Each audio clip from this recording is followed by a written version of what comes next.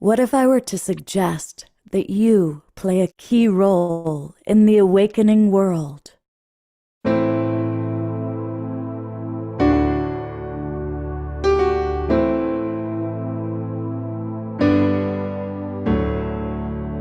that you are watching this because you have heard the call.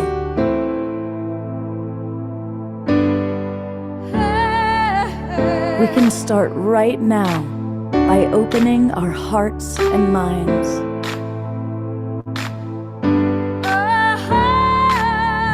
Welcome to the awakening world.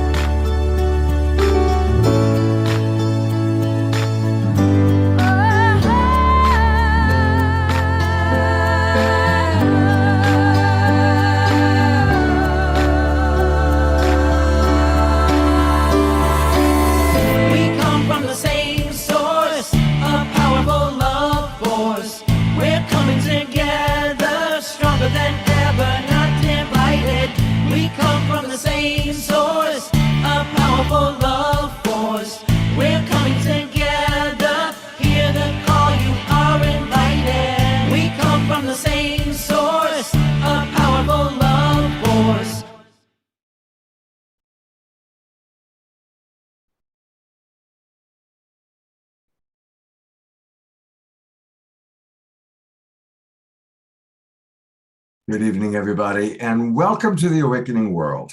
I am Love Coach Scott Gatomas, and I'm so honored to be your host on this journey and these wonderful shows that we do 3 times a week. And tonight's show is something that I'm so excited about because it's a beautiful, beautiful theme. It was inspired by Johanna Beekman, one of our favorite musical artists who's with us tonight. You will be seeing Johanna and her friends playing wonderful music. We also always have our beautiful, beloved brother Omoshar with us. And we've got several new guests that you have not met before, including Scarlett Rivera. And right behind me, my friend Zasha, you'll meet her a little bit later, my friend Baba Dez. And most of all, our wonderful co-host. I am so grateful when I get to co-host with Eden Amadora. And Eden and I wanted to do another show together. And we were talking about, okay, well, what do we want to do? And I talked about this song because something about Eden, I've watched her teach, I've watched her lead workshops, and she does everything with love. And I said, there's this great song that Johanna wrote. And we decided, let's do an entire show around that theme of doing everything with love. So before we start, I am going to play that song in a moment. But I also want to welcome those of you who are watching on Facebook. We are out over 130 Facebook pages, also on YouTube. And so if you're watching us in one of those ways, come join us. Come join the Global Peace Tribe. And it's really easy. You just go to globalpeacetribe.com and our website will tell you all about who we are and all the things that we do.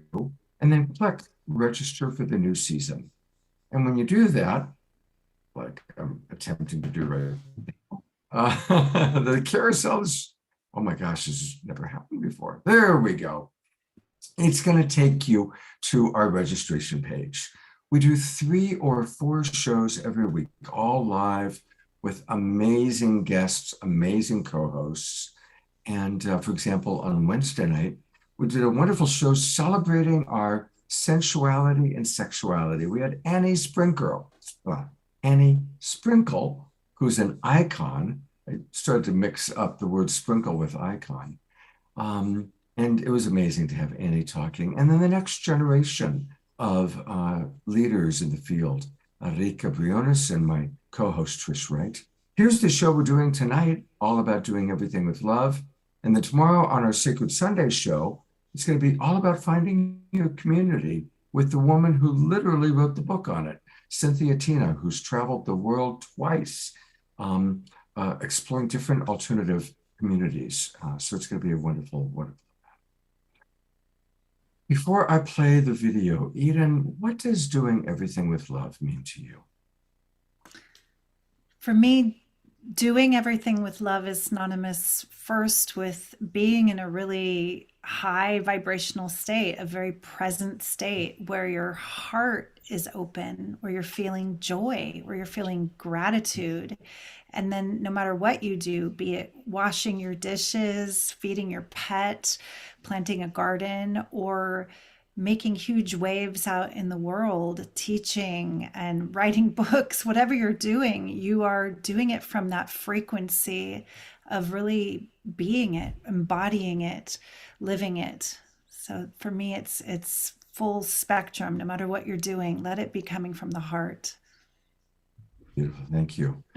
So this video you're about to see, um, I love the Beatles. I think most of us do.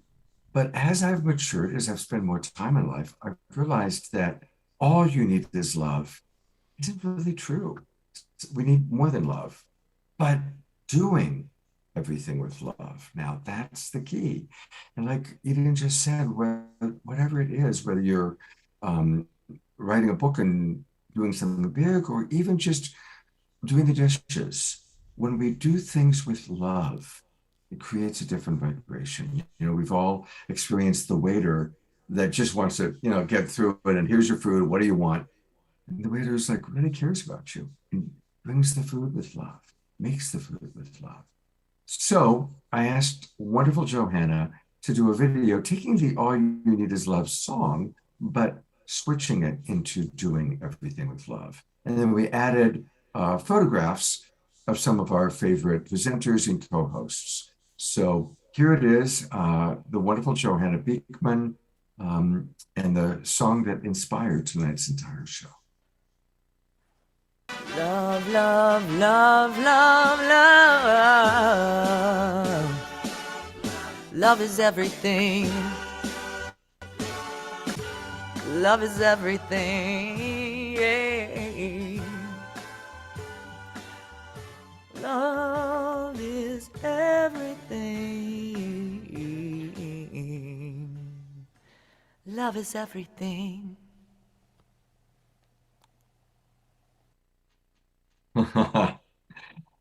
You know what's interesting, Eden, is we created that video quite a while ago, I think maybe 6 or 9 months ago. And isn't it ironic that the very first photograph that we have is you? It was a premonition. It was It was. great. We're foreshadowing tonight. It's so amazing looking in the faces of these beings that are doing so much from the heart. And when I look at Reverend Michael Beckwith, Marianne Williamson, and their smiles, I feel this transmission from them, this joy, this love, and many of the other presenters. It's really contagious. It is. You know, it's also just poignant. There are two faces that you saw in that video who were alive when we made the video and are no longer with us. Celestine Starr has passed away, and Gary Zukhov's beautiful wife, Linda, has passed. And so there's also that part. It's like life is so precious and so tender. You never know how much time we have.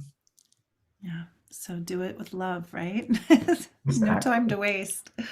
Well, with that, I'm going to turn it over to you to share whatever you want to share. And I think you're going to lead us on a little practice. Yes, I want to share a beautiful heart opening journey. It's one of my favorite things to do. I love inner guided meditations. But before I dive us into that for a direct experience of raising your love level and opening your heart, I just want to share I'm so lit up because I'm spending this whole weekend in Nevada City with a beautiful teacher, author, William Henry. I don't know if some of you are familiar with his work on the Magdalene mysteries and how she was really a part of this opening of the heart, the what we call Christ consciousness, high levels of bliss, unconditional love, and all about ascending into the next kind of frequency of humanity. Like what are we when we're living in love constantly, when there's no fear? So I've just been in such a high frequency state all weekend, and I'm so happy to bring it here for the Awakening World community and share some of this good energy with you. So let's have an experience. I'm going to invite our beautiful musician brother Omashar to accompany me in this journey. And one of the things the Magdalene teaches is that our body is the living temple, and it's the holiest of holies. So for a moment, just put a hand on your precious heart, the heart chakra, the center of your chest, and another on your lower belly, under your navel. And we align our spine, if you can, if it's comfortable for you, to just feel the magnificence of this body, your temple, in alignment. Yogananda said the spine is the highway to the divine. So feel as you close your eyes with me. Deep, deep breath in. And breathing deeper than you usually breathe, down to that hand on the lower belly, and lean a little bit more back. We're often so forward leaning in our culture into the future. Let's come into this holy now, this present moment, by leaning a few millimeters back and bringing the crown of the head up and back and the heart forward. Deep breath into the hand right on the heart, and give it a little gentle spiral, just blessing and touching your own sacred heart. And as you breathe deeper than you usually breathe, and you hold yourself as this precious embodiment of love, now bring your awareness into the space behind your brow. Deep breath there. The third eye, the ajna, this light sensitive part of our brain. Feeling the tones of the music, lifting your consciousness into this throne, this place inside that we receive the divine light, feeling this golden light showering into your pineal.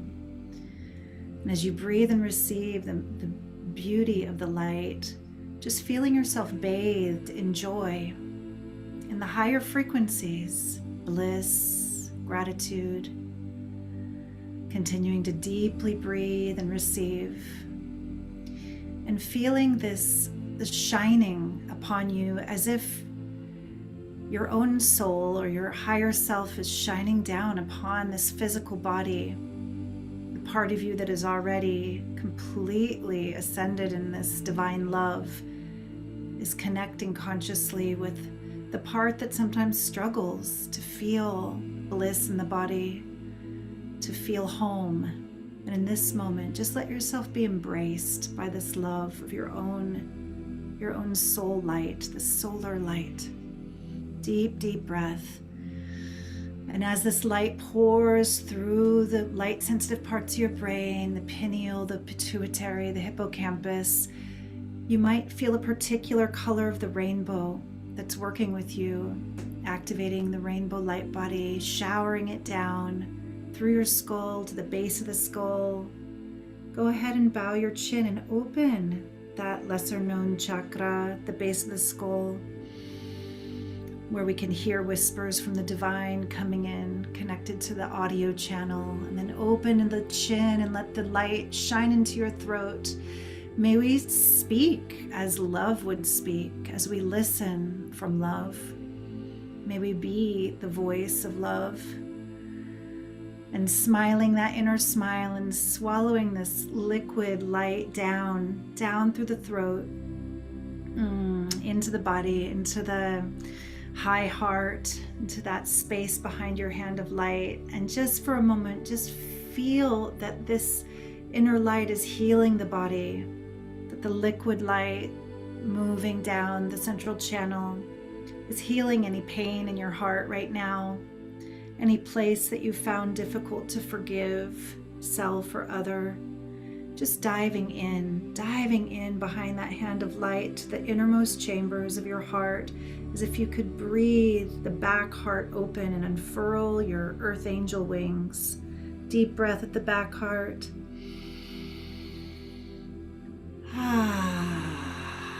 Feeling all the tension, all the shields melting away. There is no power greater than this love, nothing to protect or defend. Allow it to just nourish your body as it flows down from the heart, down into the belly, down, down through your organs, every cell, every molecule, nourished, radiant, and down to the hand that's holding the lower belly, the hara, the power center, the sacred chakra, your creative life force energy, and just breathing and being with the light there for a moment, and unfurling the tail energetically. If there's any part holding on in fear, this is a time to just rest in this beauty. Nowhere to go, nothing to fear. Opening any part of the root energetically that has been holding on, and allow yourself to receive the light all the way down, all the way into the red frequency of your rainbow light body, pouring down through the root and rooting this grace on earth through our walk in beauty together. Feel your legs lighting up, your soles of your feet lighting up, and then letting those hands of light slowly move off the body and just come as if you're holding beautiful lotuses or orbs of light around heart height, and feeling that horizontal embrace, that axis from the back heart, your wings of light. And feel how, as you receive the light first for yourself, now you can walk in this embrace of your beloveds, your family, your community, and you can offer it as that overflowing chalice, that abundance of grace, patience, presence. The joy that emanates from you is here for others now. So deep breath there, and just let yourself expand for a moment. Feeling all the colors, all the energy flowing through you. And then we slowly bring those hands of light together at the third eye and press them into the mudra of Namaste. Bowing in gratitude. For a grateful open heart is a doorway that brings heaven to earth. And slowly bringing that mudra back to your heart and opening your eyes gently, so slowly with me. I bow to you. Namaste.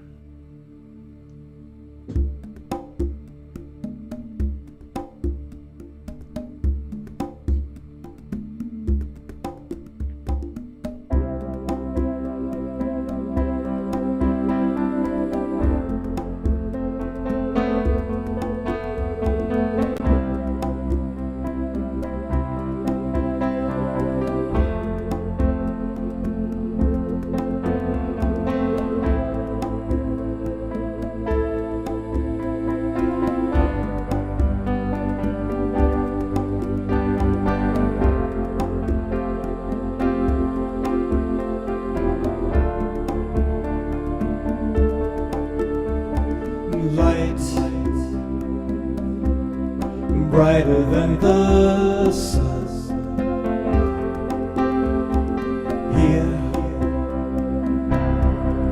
here where life is one.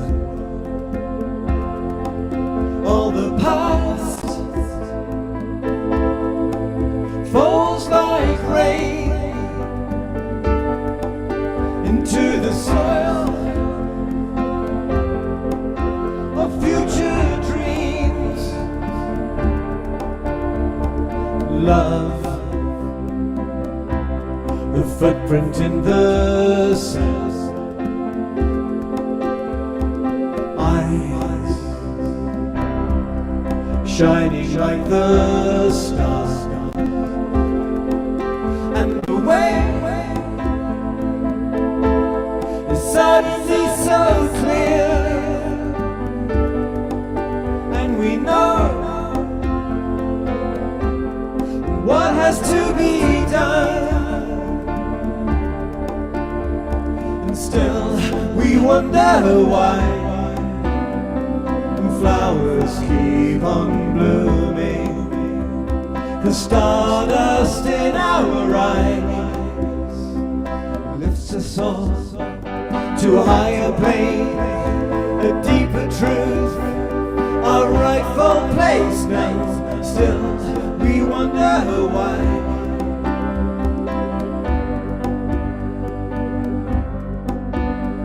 And life, a promise to fulfill. Now, a vision is revealed, and the blessing of who we really are can be felt throughout our world. And still we wonder why flowers keep on blooming, the stardust in our eyes lifts us all to a higher plane, a deeper truth, our rightful place now. Still we wonder why.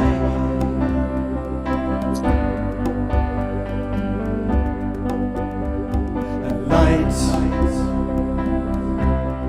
brighter than the sun, here where life is one. All the past falls like rain into the soil of future dreams. And still we wonder why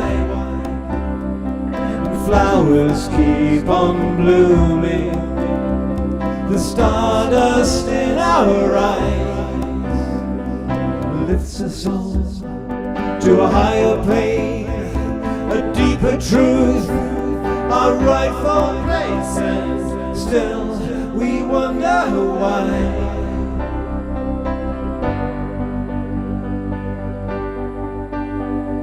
Still we wonder why. Still we wonder why. Be still and wonder why. This is the end of the song. We just made that up.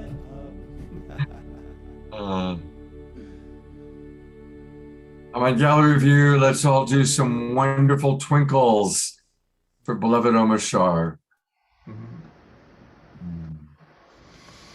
Beautiful, beautiful, beautiful.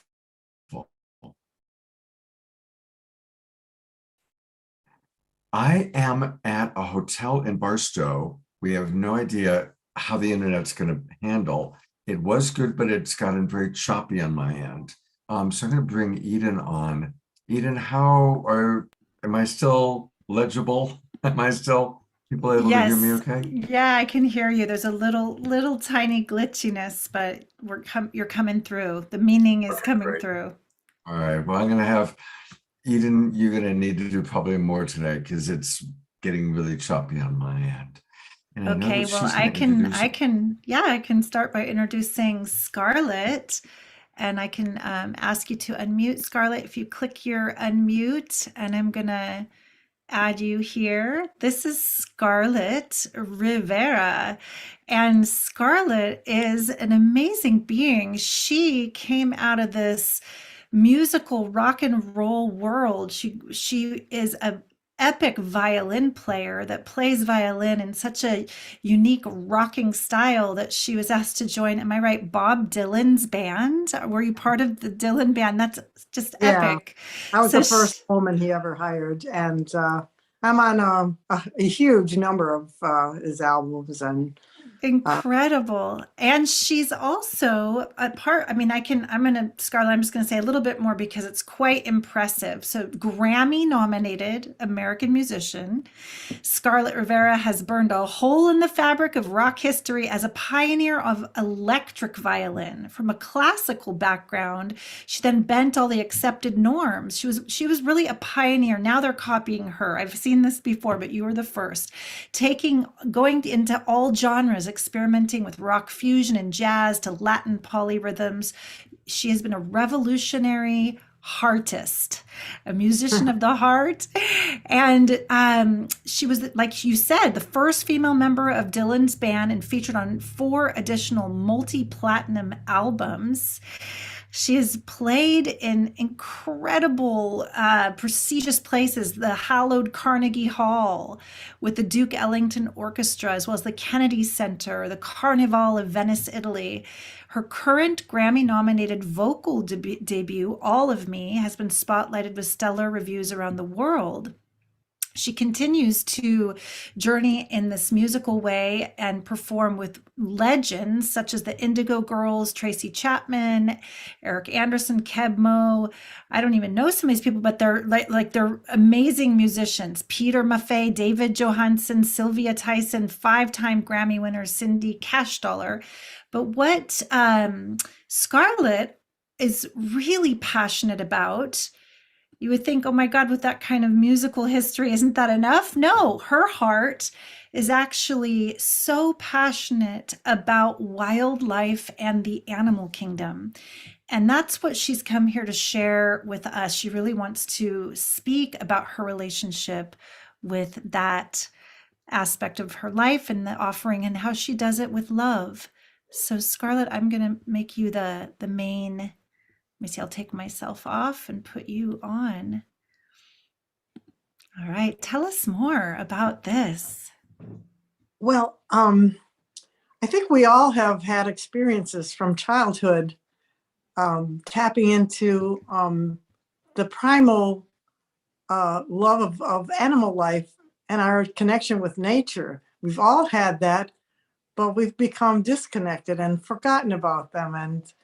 And they, we're working on our, human things that make us happy. And they have, our connection has gone by the wayside for most people. And I want to bring that love of nature and wildlife back to people's consciousness, because the animal consciousness is actually a vast, untapped universe unto itself. And pioneers like Jane Goodall, for example, have studied, she was told that, well, you have to put numbers on them. That's it. And it's like, no, I'm not assigning them numbers. They're individuals. They have names. And that was even revolutionary in just a couple of decades ago. But I also have spent years volunteering and at exotic and native animal sanctuaries, and that was a profound experience. Making friendships with animals like tigers, for example. And this was rescue of a baby tiger. I was 3 months old, and I got to see it grow up, and unfortunately, it was never able to be released to the wild. But we rescued thousands of animals from around the world and around the country, including lions, bears, grizzly bears, eagles, hawks, falcons, wolves, coyotes. I mean, we had a huge array of exotic animals, and the kind of people that came into contact with us that were drawn to working with them were everything from somebody working, as a mechanic to an actor, an A-list actor. I mean, everybody gave, dropped that kind of persona and dedicated their life and their time to helping those animals. And so Scarlett, is this an organization that is still existing, or no, this is something sadly, that you were, this was a part of your life. And how does this love of yours still continue today in your world with the animals and wildlife? Well, probably more than ever, because I have been writing quietly in between tours and in between records and sessions, I have always gone back to the book that I want to finally come out with, hopefully next year, called Voice of the Animals, because we all need to be their voice because they don't have a voice. And the forces of destruction are upon them, around the world, from, magnificent elephants to wild horses, to wolves, to dolphins, manatees. I mean, koala bears in Australia. I mean, there are so many iconic creatures that, everyone loves at least one or two of these with a great passion, from either childhood or later in life, or even as a spirit animal. And they need us now more than ever, because we are the ones that are going to say, the forces of destruction are not going to take their world away from them. Blessed be that, and your passion to make sure that doesn't happen in your own way. I'm looking forward to hearing more about your book, and I'm curious, do you have a name yet? Do you have a working title? Should we keep our eyes peeled, our ears peeled for it? Yes, it's Voice of the Animals. And I also have a full-length CD already out, which is probably on Amazon and Spotify as well as my album, All of Me. It's on all platforms as well. But I intend to do a new version of it and add animals songs that weren't on there, like the dolphin song, for example. Beautiful. I love how you are using your childhood love for the animals and your passion and influence as a musician, and combining them, that they're weaving together in this way that it's illuminating for others to feel their love for wildlife, their love for animals, to feel our interconnectedness with them.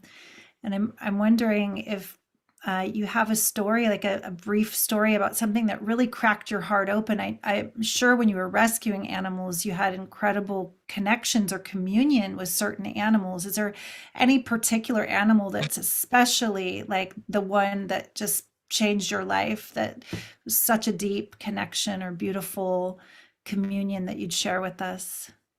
Yes, I mean, we saved some Siberian tigers and had them airlifted to the United States from Europe. And they were they're the largest tigers in the world. And one of them did not survive. It died of starvation. And the other two were almost, could not even stand by the time we rescued them. And we turned their life around, and they lived to the end of their lives. Beautiful. And I have a story about a little girl. When we say, what difference can we make? And she stood on the beach, when we all know the beaches of California where we are. This little girl was throwing starfish back into the sea, because they had all been beached and they were going to probably die because the tide was out and the sun was going to beat on them. And this man said, what difference does it make? You're not going to save them all. And what difference does it matter? And she said, it matters to this one. And she threw that one back. So sweet. Thank you so much. Scott, do you have anything to ask or add? Just want to thank you so much. And people, I did take a look, and you can find Scarlett Rivera's music on Amazon. I wasn't able to find the Voices of the Animal there, but I could find your albums. And then her website is her name, Scarlett Rivera Music. So I'm going to go there as well.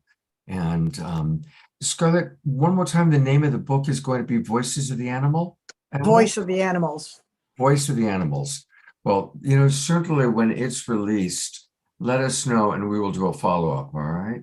Fantastic, Scott. And thank you, Eden. Blessings to you guys. Thanks for being with us, and thank you so much for, on behalf of those thousands of animals that you supported and even saved. Thank you. Thank you. Thank you. Well, to digest all of this, we're going to go to Johanna, our source of inspiration for tonight's show. And there she is. Now, most of you know her because she's been on the show many times, but we always have new people with us. And of course, people watching on Facebook. And Johanna is the co-founder of the Bhakti Love Reunion. We did an entire show on that last year. We'll do it again. We hopefully are planning on being there in the fall. It's a wonderful event and festival. But she's a lot more than that. She's also a yogini, a chant artist. She has served as pollinator of bhakti and yoga circuits for over a decade. During the pandemic, she produced an acclaimed international music video that I love, the Mantra Sangha Health and Healing video. I've played it, I think, 3 times now on these shows. She's performed with so many people. And she's one of those people that whenever we realize, oh, I know Johanna Beekman, I love Johanna Beekman, is what usually people say. I was just talking with Larissa Stowe about you yesterday. So Johanna is beloved. She's multi-talented, and we always appreciate when you're here on the show because you've become a big part of the awakening world. Aw. Well, Scott, it's lovely to be here, and I just love the subject because it's always something that I come from and return to, is that idea that we can transform anything that's uncomfortable into love at the end of the day, you know? If I have, so anyway, I really appreciate you and the whole Awakening World community and the 3+ years we've spent together, yeah? That's right. Yeah, we'll be hitting 3 years next month. Amazing. Well, your selfless service to humanity goes not unnoticed in this world, Scott. Well, thank you. Thank you very much. And what do you have for us today? Well, I want to sing a song actually that is, I'm here in Costa Rica. Welcome, Pura Vida. This is my friend Sherry Howard. We're here leading a retreat, actually. It's an annual sacred chant and yoga retreat here that we do. And this is our first annual opportunity. And we have someone coming from the Global Peace Tribe. So that's really lovely. And then our friend Kevin, who is here, a musician who's playing with us at a concert we're having. He's from Costa Rica. Yes? Yeah. Yes. So we're going to sing a song, Beyond Love, that really is, it's a chant actually in Gurmukhi, the language of the Sikh tradition. And it talks about, it's a personal empowerment chant. And the chorus is part of the translation: beyond birth, beyond color, beyond shape, beyond doubt, beyond love. And I found the punchline to be, is only love, right? So when we're talking about do everything with love, let's do a show. I hadn't even put this on the set list. I just 1 minute ago, I was like, hey guys, I think I figured out the first song. And totally switched it up on everyone, which, you know, Right. If you get in a band with me, we do that sometimes, and it's always amazing. I'm an improvisational, musical, fun person. So I do play shops instead of workshops in vocal empowerment and that kind of thing. But I just really feel like this chant speaks to that space where we can find equanimity at any circumstance and find equanimous love through the challenges. And so it's called Beyond Love. It's the title track to my second kirtan or chant album. And I just had all of my older music has been released with BY Music, and kind of we're creating a vortex of sacred music in the LA and chant community in the Grammys. Actually, we just got a category. So this is called Beyond Love. So if you want to sing with me again, beyond birth, beyond color, beyond shape, beyond doubt, beyond love is only love. So if you want to think back to a time that you had recently, maybe where you had a disagreement or something just didn't go right? And you were feeling feelings that were less than loving, right? Find a prayer that can take you beyond that space as we sing. Beyond birth, beyond color,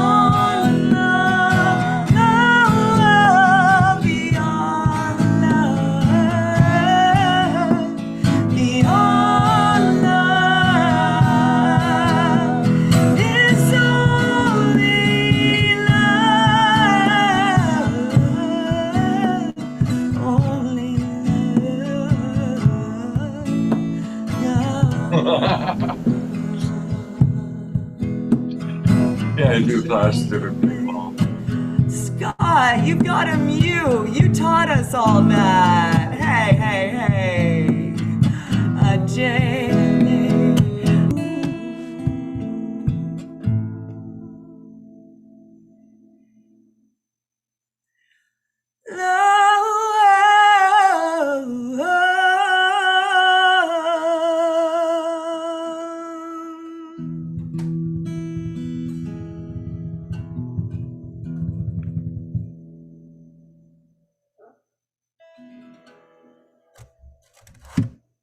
That's all Twinkle, that beautiful, beautiful song. Wow. Hi, Dia. You can find those lyrics. I think they're on my website at johannasings.com. I saw in the chat someone was looking. Also, it's a chant. It's called Ajay Alay, and I'll put it in the chat. Ajai, and you can find those chants there. And as Johanna said, her website is johannasings.com. And there is so much there. You can get her music. I always want to point out, and you can download it for free off her website, her incredible mantra sangha. It is one of my favorite all-time videos. It's incredibly beautifully produced. And all these things you can find on Johanna Sings. And Johanna will be singing much more tonight. She's going to be back with us a couple more times. So definitely, thank you so much. Do everything with love.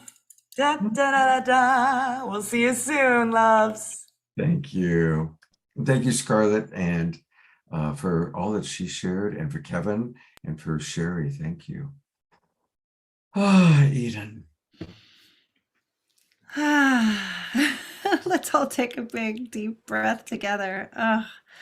Even with the little tech glitches, it's like such an amazing opportunity that we're given with the positive, right use of technology to connect hearts, to feel the global family, just lighting up. I'm so grateful to be here. Thank you, Scott. Thank you. Yeah, thank you. And Eden, I'm going to introduce you and our audience to a new friend who I've just gotten to know recently. Her name is Zasha, and I need to find her here. She was here a moment ago. So Zasha, make sure you've got your camera on. Now that is one of those moments. She literally was here a moment ago. As you were talking, I saw her, and there she is. So Zasha, turn on your camera. There you go. Hi. There she is. And I'm going to change. The name says Des because she's sharing a computer. Whoops. She's sharing a computer with our friend Baba Des, who you also are going to all meet tonight. But this amazing woman, Eden, her story is quite lengthy. I'm going to read part of it. She is here from Pakistan, and she grew up in a very deeply, and this is her words, so this is what I'm sharing based on who's sharing. And as I've gotten to know her, I've been traveling with her for the last week. She grew up in a very deeply oppressive and patriarchal culture in one of Pakistan's most conservative cities. Her parents were deeply damaged to the core by this same system, and they did their best to transmit what they had learned about the world, as all parents do. And Sasha just felt horror at what she witnessed around her, and the value system to which she saw her parents holding on to. And at age 3, she already realized, what's wrong? This is not the way life is supposed to be. Well, fast forward, she became an activist. She was very involved in the lawyers' movement in Pakistan. This was the first nonviolent, eco-friendly, love and inclusion-based movement in the country. And she became one of the great leaders of that entire experience for several years. Meanwhile, she's only in her 20s when she was doing that. She has spent the last 10 years studying everything she possibly can: psychotherapy, shamanic constellations, spiral emotional clearing, all in order to really learn how to serve the world. And one of the ways that she's serving the world is through the World Empowerment Trust. And that's what we're going to talk to her a little bit about. It's all about opening human consciousness to its source. And WET, which is the World Empowerment Trust, focuses on providing practitioners, guides, community leaders, visionaries to people that would not normally have access to things like the awakening world. And so one of the things that I committed to her yesterday is that we are going to give free subscriptions of the awakening world to all of the people that she is working with, both her practitioners and also the people that she's serving. So with no further ado, welcome, Zasha. Thank you, Scott. It has been such an honor getting to know you and spending this time with you. Yes, it is so beautiful to know that people like you are doing this work too, and we are all finding each other through this beautiful platform. Thank you. Thank you.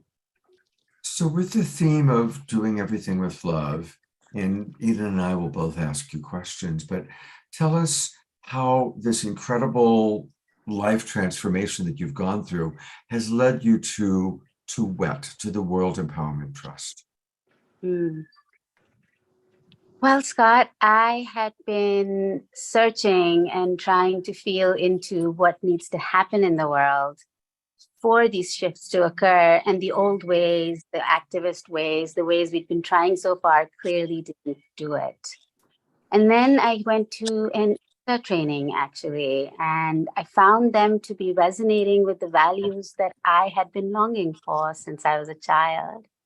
The nonviolence, the emotional responsibility, the love, the freedom, the decolonization of the body, all of those things. And I felt like if people in places like Pakistan, in the tribal areas, like if they could feel this love, if they could feel this freedom, if they could taste it in their bodies, how could they continue to live the way they do? How could they continue to support these oppressive systems once they get a taste of this?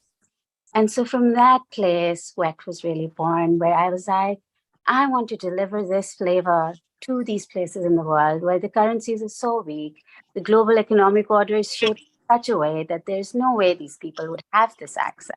I mean, even as a lawyer in my country from one of the premium institutions, I was still not earning enough to be able to afford such a training. It's unfortunately the way the global system's structured. And so that's where we were like, how can we do this in a way to create more empowerment without dependency? So what came from it was this beautiful mentoring process where we receive beings from these oppressed environments who have been broken and wounded again and again, and we mentor them. And then by the end of that process, they have a project proposal for us where how would they transmit what they learned from these trainings to their people, to their local communities? How would they go on to empower them?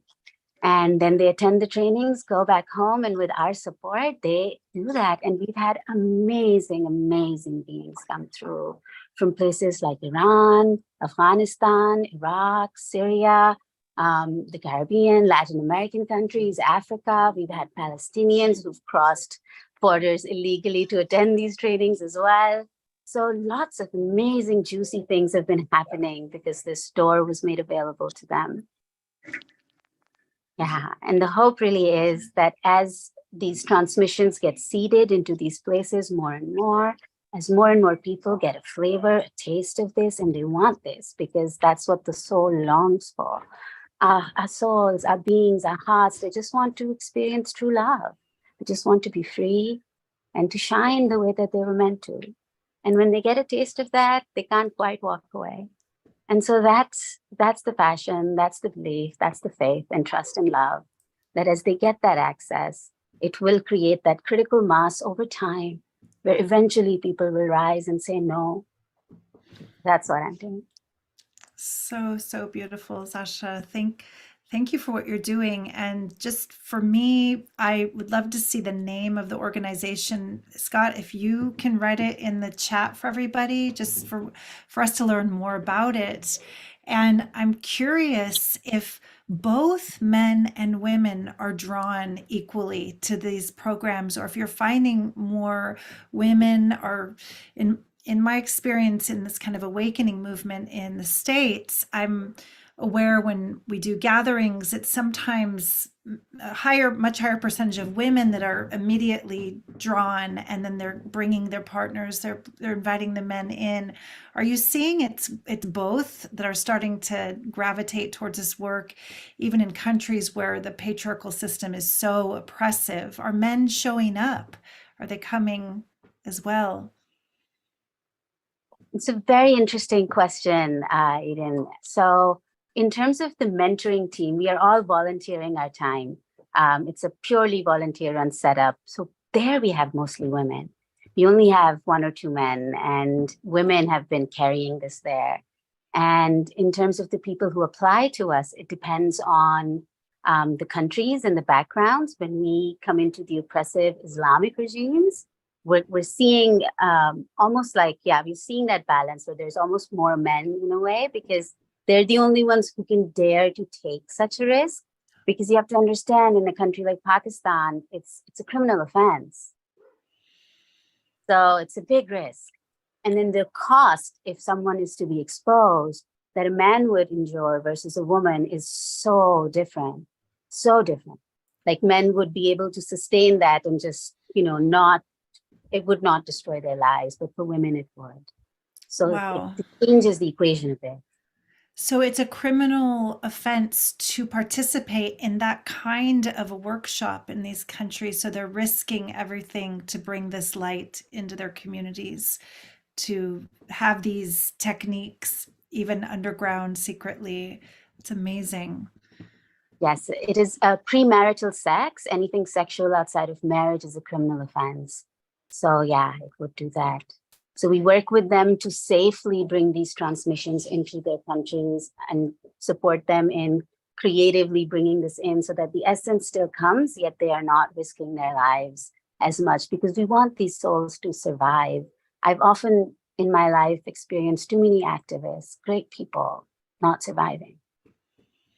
Right. So what I hear is you're bringing sacred sexuality into the darkest parts of the world to help awaken the population little by little. And it's very, very risky because of so much conditioning around that being sinful, or, just the religious indoctrination. So it's such a courageous act, and just want to salute you for your courage as a woman from those areas that is doing such revolutionary work. Amazing. Is there anything else you would share about some of the critical moments where, as you were growing up in such an oppressive world, you took a huge leap of faith, a huge leap of love, even though it could have risked your reputation, your livelihood, your life even? Is there any moment where you knew, I would rather die than not live my truth? I'm going to live fully. Well, the first time that actually I had to make that choice was during the lawyers' movement, actually. There was a list that was distributed by our dictator with our names on it saying, I know who you are, and if you continue, you will not be able to leave the country, you will not be able to have your lives, and you will not be able to have a higher education. And I knew that I couldn't spend my life in Pakistan in that environment. My soul couldn't survive there. So I was tormented by it for many weeks. And in the end, I just realized that I really wouldn't be able to live with myself if I didn't do this. And it was so difficult, but I made that choice. And then from then on, it was easier almost, where it was like, I have things I will die for, and I have things I will risk everything for. And that makes living so much more worthwhile. So powerful. Thank you for sharing your heart with us and the inspiration that you're bringing to so many others. Wow. Thank you to Dorina Joy, who found your link, World Empowerment Trust, and that's where we can learn more about what you're doing.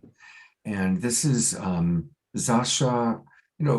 You've all been hearing me talk about how important it is that I really want the Global Peace Club to become much more global, to have people of different cultures, people of different races, people of different ages. And Zasha, you are an answer to a prayer, because I think you're going to be a very important part of helping us to really grow out larger, reach more people, and bring more influences in. So here is where you learn more. Remember to keep yourselves muted, people, whoever that might have been. If you go to this website, and I'll put the link into the chat box, it's the World Empowerment Trust. It's part of ista.life. And so if you go to ista.life/projects/World Empowerment Trust, and that's where you can learn much more about what she's doing and how we can support this.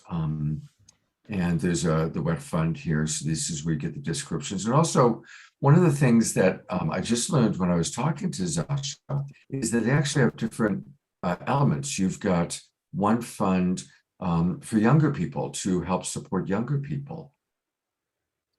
Yes, so ISTA has another fund called LEA Fund that focuses on people who are of a younger age.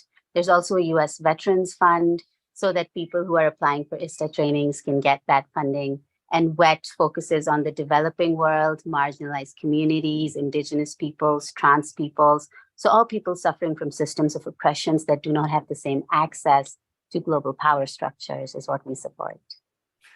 There's some wonderful comments coming in. Eleanor writes how much she agrees about how important it is to expand out. Katie writes, Zasha, you are an inspiration. Dia writes, I bow to you, Zasha. You are truly a force of nature. And let me tell you, Dia, she is, being able to know her.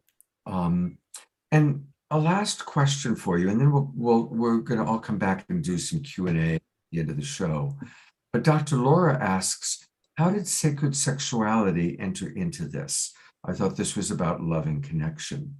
Now, I think you answered that a little bit about, in a country where it's so repressed, it's like that's what's needed the most. But what else would you like to add about the power of sacred sexuality in the work that you are bringing people to?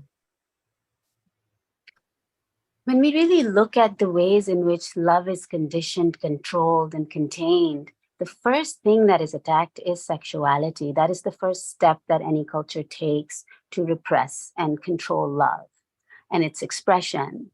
And then from there on, it goes more and more around like rules of marriage, women's fidelity, and we can see a whole patriarchal setup come and take root right there as soon as a woman's sexuality is no longer her own. And so to free her and to free him from having to control her, this is a big step, it's a huge step, and a fundamental one. And arguably, how can you truly love someone if you are imprisoning them? Love does not control. Love does not contain. Love frees. Love would rather say, I would rather you be happy whether that is with me or not. That's true love. Whereas patriarchal love, which I don't consider love, I consider that egoic attachment and possession.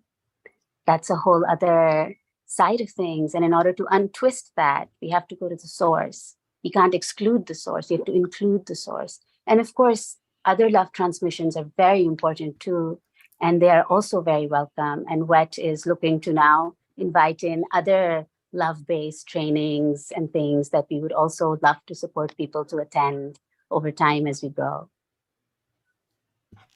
Beautiful. Zasha, thank you so much.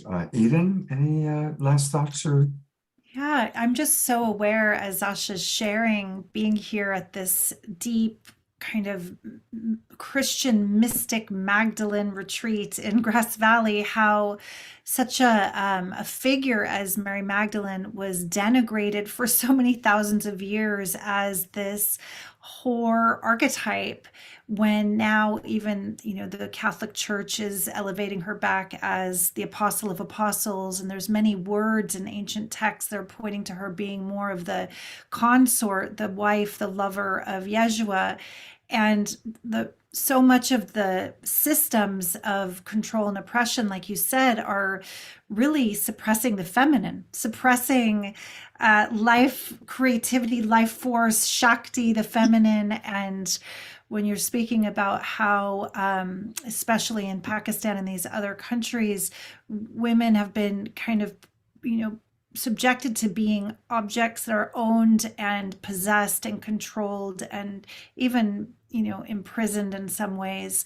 My heart just extends to all the little girls and the little boys who are entrained into a culture that's still really wrapped up in the fear of our birthright as free, creative, sensual, alive, loving beings that are, that's who we truly are at heart. That's our birthright. So may your work and the work of many others that you're connected to ripple in holy innocence, in that return to the innocent heart that includes every act of love and devotion and sacred sexuality.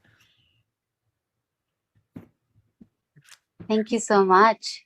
And for sexuality to become sacred is the equivalent of the woman returning back right there, because that is what they did. Such a beautiful example of Mary Magdalene here, such a beautiful resonance with that. Yeah, and I just want to make a tiny little addition here. I'm somebody who studied Islamic development quite deeply, to the prehistoric culture that existed right before. And the women right before Islam were in a practice of sacred sexuality. There was polyamory. They had freedom to marry, to divorce. It just meant something completely different. And then this was the very way patriarchy took root and put in. So it's so important for us to because it's a shame-based setup. And if we don't go to the roots of shame that is filled in the body, we can't quite truly rewrite everything. Right. We won't ascend into this next octave of our divine human nature. So yes, I totally bow to this work. Blessed be. Beautiful. I believe that we have Sherry Howard coming up next. Okay, and am I introducing Sherry? This is Yes. okay, wonderful. Okay. But while you're pulling that together, because I was just enraptured by Zasha also. Just a couple more comments that came in. Dr. Laura, Ayada writes, Zasha, I am deeply moved by your courage and your commitment to uplifting and liberating your people. What a bright light you are. Dr. Laura writes, beautiful, Zasha. Thank you so much. And yes, Mary Magdalene was a priestess in the mystery schools, not a woman of the street. Katie writes, it is much more egregious in many countries, but the patriarchal system is just as strong, bottom line, here in the United States and the Western world. Linda writes, duality is ever so apparent as in our culture's beliefs in sexuality. And Eleanor Joy writes, yes, shame is a big one for us to explore and release all around the world. So thank you for your comments, everybody. We're definitely going to take more comments and questions later on in the show. And I'm going to turn it back over to Eden. All right. Well, I'm excited to introduce Sherry, who we've gotten to see and hear a little bit with Joanna. Hi, Sherry. Good to see you over in the Costa Rica Pura Vida world there. Looks hot and wonderful.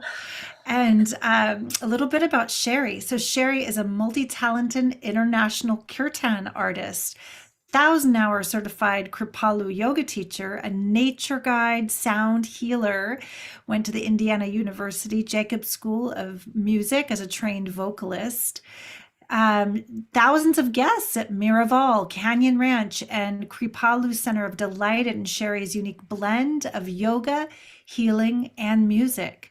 She teaches a variety of mind-body practices, including yoga, mantra, sound healing, restorative yoga. There's all kinds of yoga that she can teach you. So this is wonderful to meet Sherry, who has cultivated her skills and now is bringing them online as well as a wellness entrepreneur. And she's leading mindfulness-based programs, and that's both online and in person, Sherry, or mostly online now, so people can find you.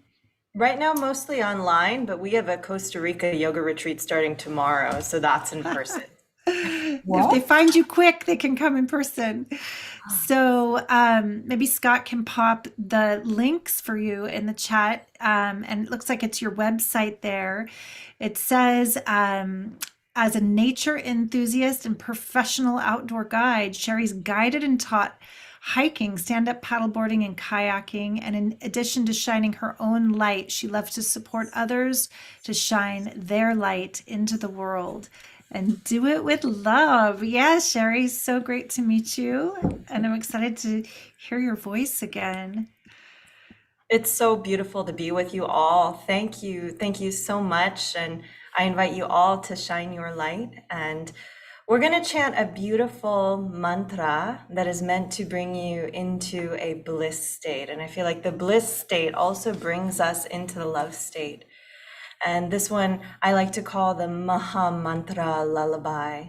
So the words are Hare Krishna, Krishna Krishna, Hare Hare, Hare Rama, Rama Rama, Hare Hare. So invitation to just relax and let go and meditate, invitation to chant with us. Really just let this be your own beautiful expression of Bhakti Yoga. So, all right, let's just take a moment together. And before we begin to sing, go ahead and close your eyes. Let's take a deep breath in through your nose. Exhale, let it go with an audible sigh.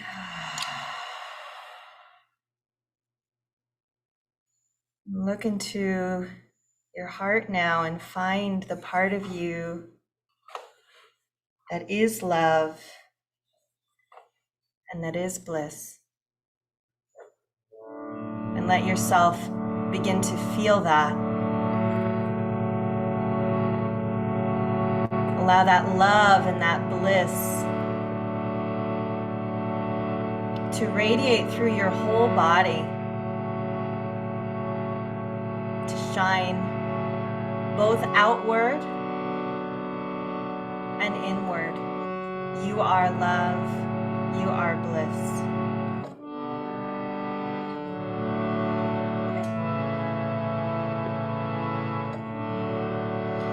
Hare Krishna, Hare Krishna, Krishna Krishna, Hare Hare.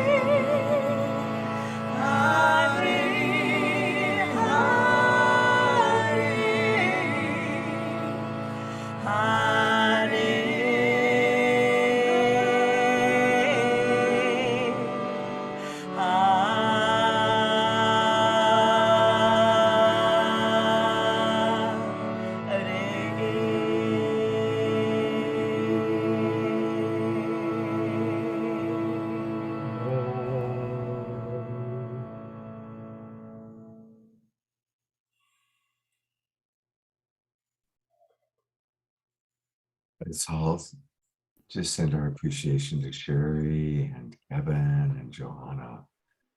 Beautiful, beautiful chant. So blissful. Thank you. It's really easy to find Sherry because her website is her name. It's spelled Sherry, Sherrie, Howard.com. And when you go to her website, definitely go and get that beautiful free gift, the Mantra Manifestation Meditation. And I'm going to do that right now.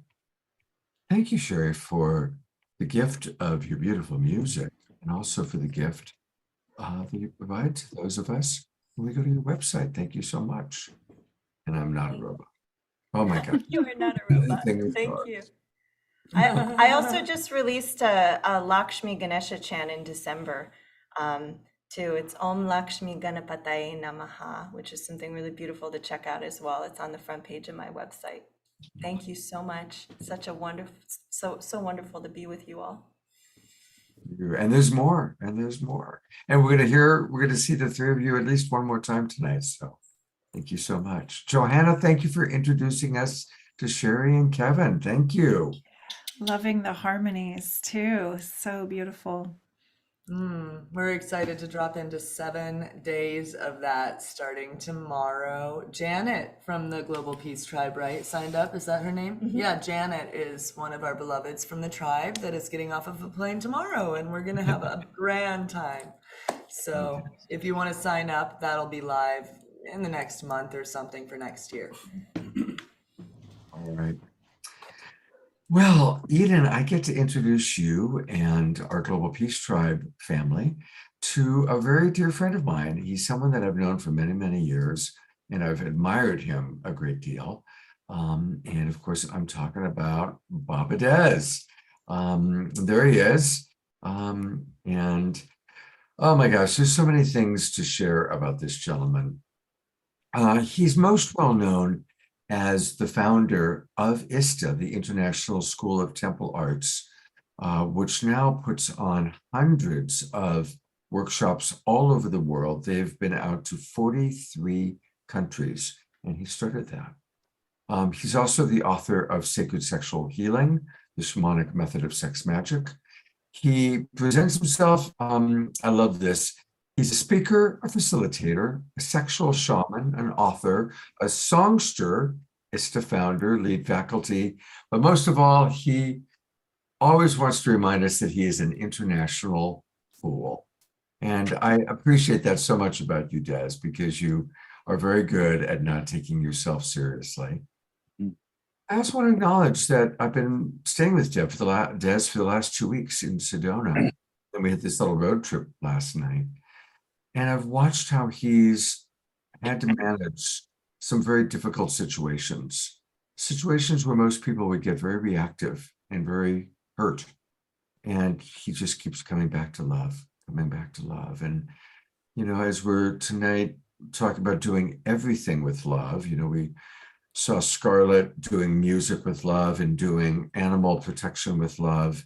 We saw Zasha doing politics and activism with love and changing the world with love. And Des, I would love for you to share, if you get settled in, how you do all the different things in your life, because you're also an entrepreneur. You've had a very successful health food industry business. You've been very involved in Bitcoin and of course founding ISTA, which has become such a large organization. So share with us how you do everything with love. Thanks, Scott. You know, everything is part of it. Everything is part of love. So business, finance,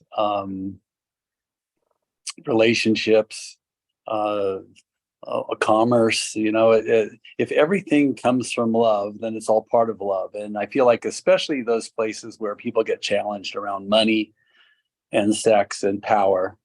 But if you actually surrender everything to love, then what happens is your money becomes a part of love, and your money is used for love, and your sexuality is part of love and it's used for love, and your power is part of love and it's used for love. And then so what happens is love is the end result. And I think that really comes from a place of fullness, really, and living in a state of abundance, whatever that is. I mean, for me, when I lived in Hawaii years ago, before I got into business and I went counterculture and I was living off the grid and in a very, very on the land without electricity, growing my own food, didn't really have a lot of money, but again, everything that was there was love. And I realized that actually, even though I had maybe $500 to my name, every part of that was love, and my life felt so full and so abundant.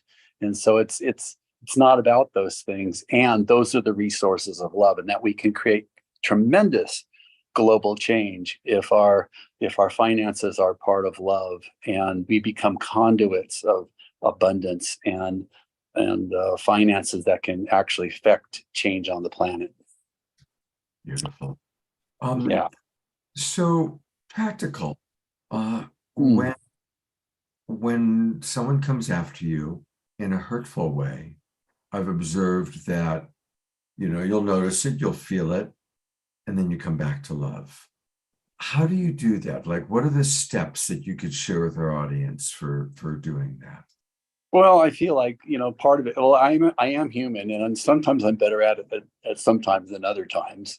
But, part of that is just breathing, getting present, realizing that somebody's having feelings, holding space for those feelings. And I think the biggest challenge is just listening to people, especially when that energy or that attack is coming to you. And then to take care of yourself, to resource, to touch in and uh, um, feel that place inside of you that is held, and that part of you where you can feel that you are in a loving, supported environment, and to do what you can to stay in that center. And it can get very challenging to stay in that center. So, it's an ongoing process, and I feel like we all keep learning how to do that more and more if we choose to. And that's really important, because what I've noticed is some people can, I notice that some people can get really hurt or really reactive, and it can be very challenging to be around them. Maybe it's a family member, or maybe it's a business associate, or um, or somebody that some other relationship. And when there's static, and when there's hurt, and when there's things coming into the relationship that don't feel good, what I notice for most people is they want to slash and burn. They want to cut the relationship, and they want to create distance. Now, it is healthy sometimes to take some distance, but that's different than going away. And so rather than cutting the people we love out of our lives and distancing ourselves from our family members and people who are challenging, it's like, hey, you know what? I need to take a break. And maybe we check in a few days later or a week later, and we go, hey, how are you doing today?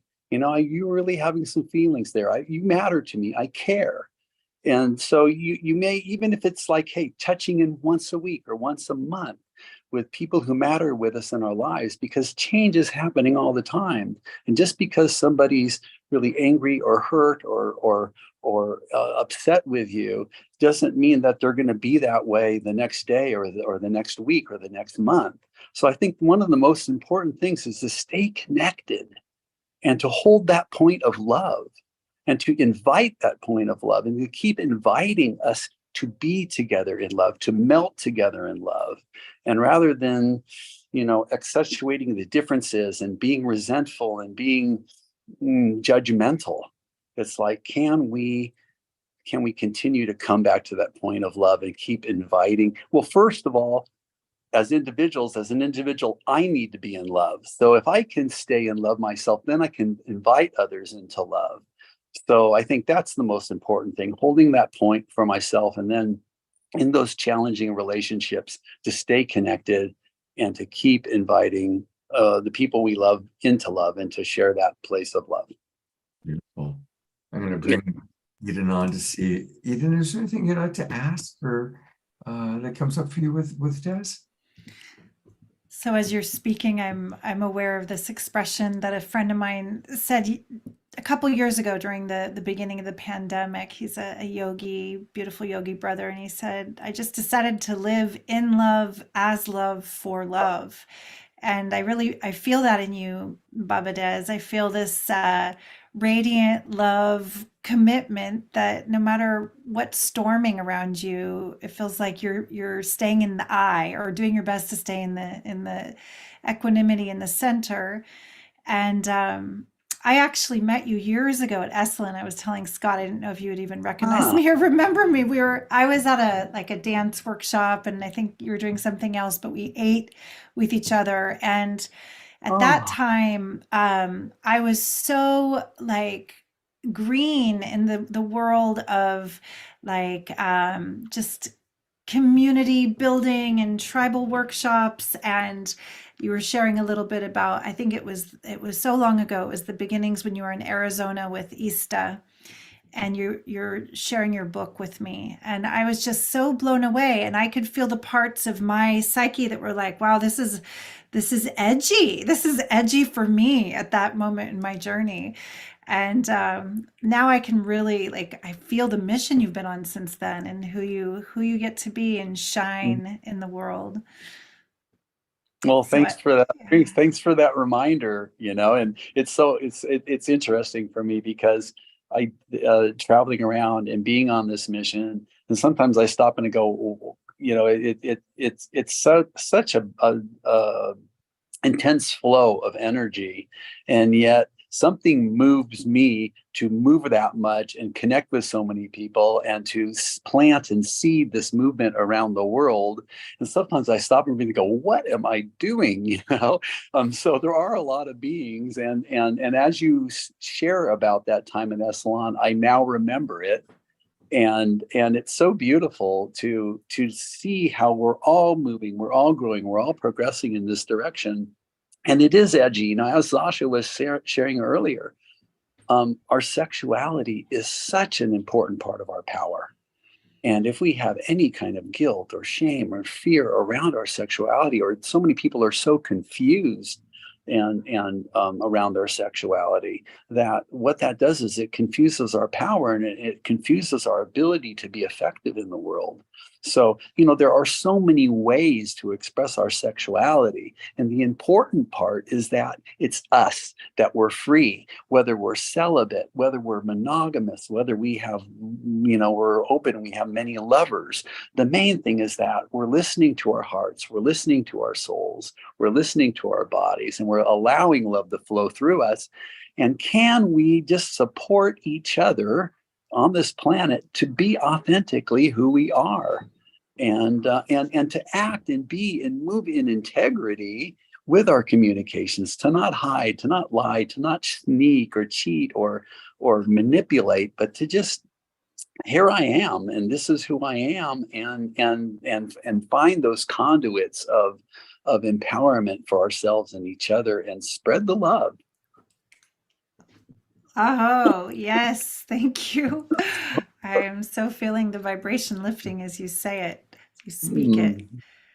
Thanks. What's really exciting is that this ISTA movement that first it started, like you mentioned, at the Sedona Temple, and then it kind of had its foundations in 2007, where training started, and there were 4 a year, and then 5 a year, and then 6 a year, and 12 a year, and then more amazing facilitators and faculty came into the organism, and then we started traveling and bringing it around the world.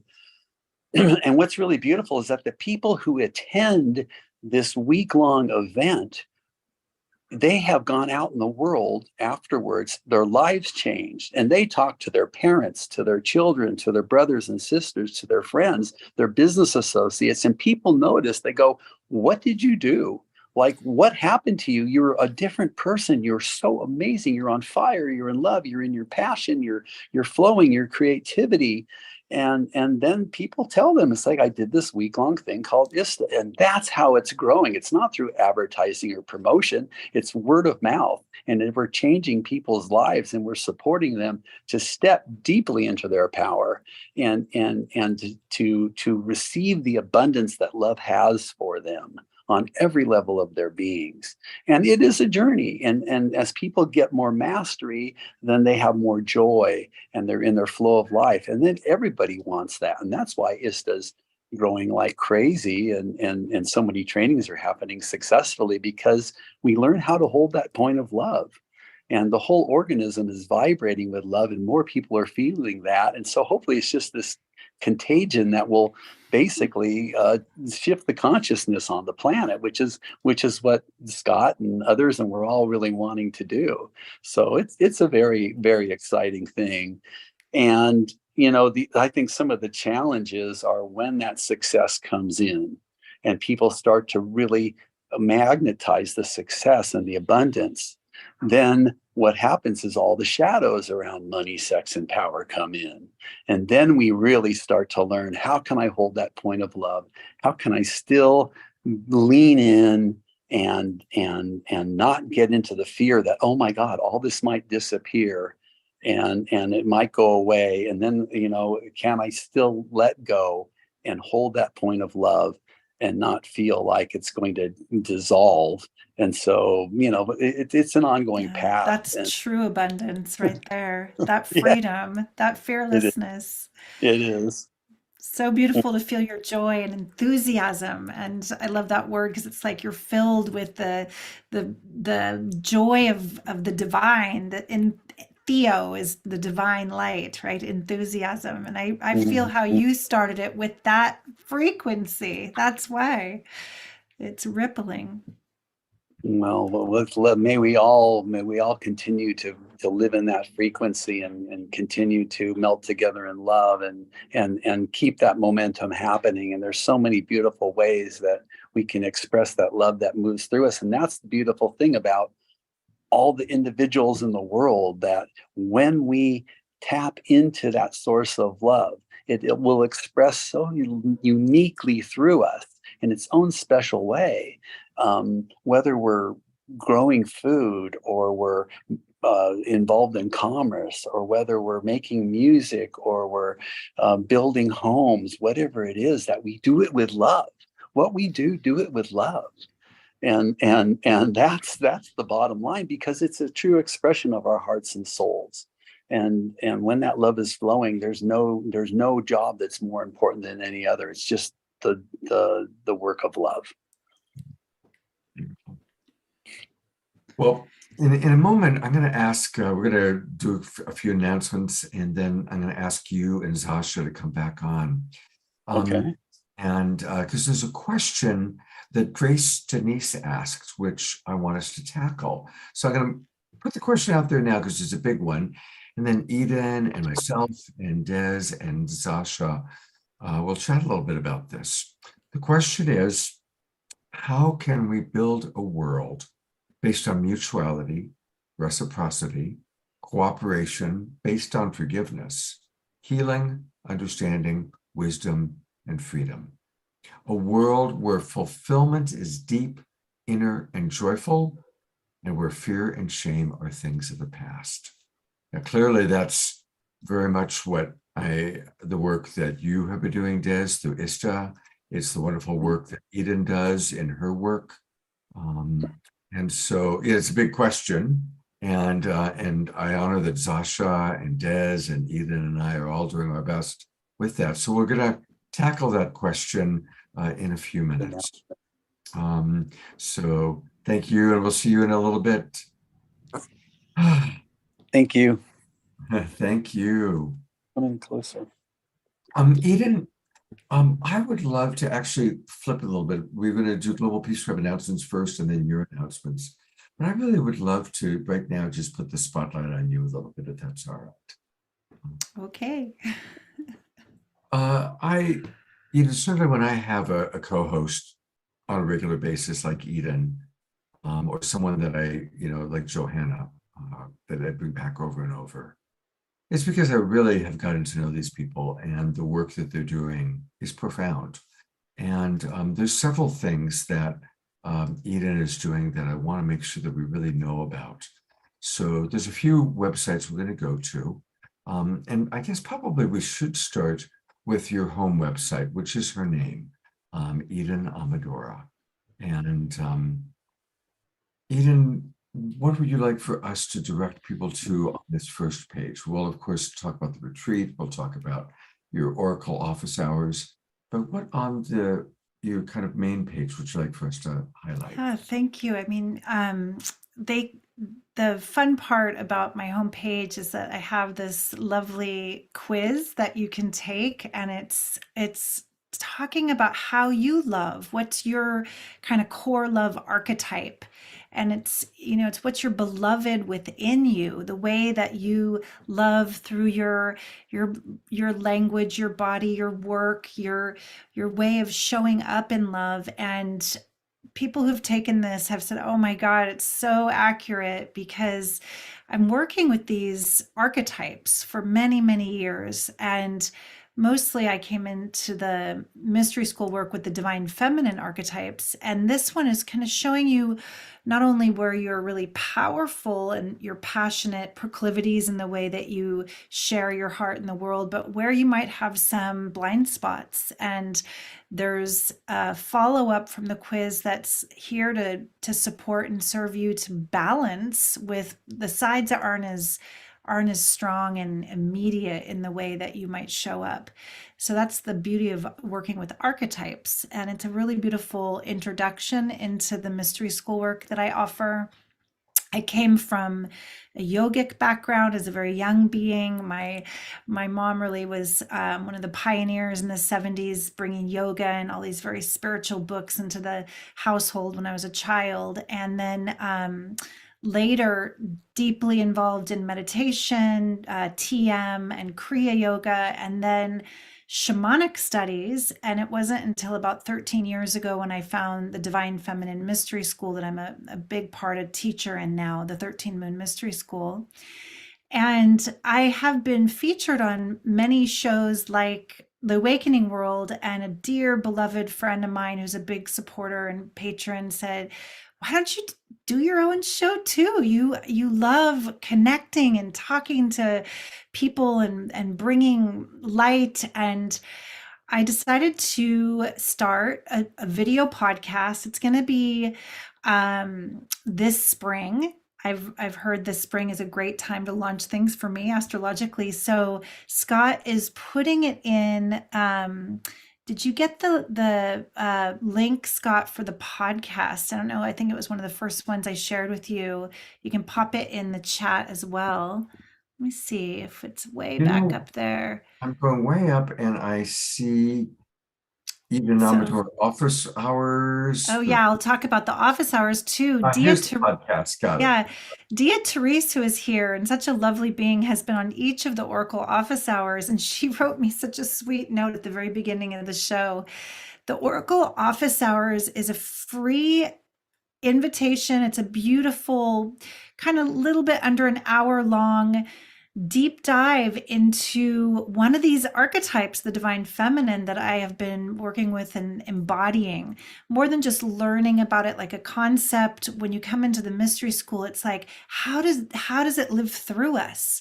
How do we walk as that face of the goddess? How do we become her mouthpiece, her loving touch? So Dia Therese and others have been coming and getting the transmissions from these different archetypes, and they're really fun. And then I offer a divination reading, and it's a way that in between my mystery school year-long trainings, I'm bringing the work into the collective, because this is a time where we're awakening together and we're able to really get these arcane or occult teachings much more in the collective.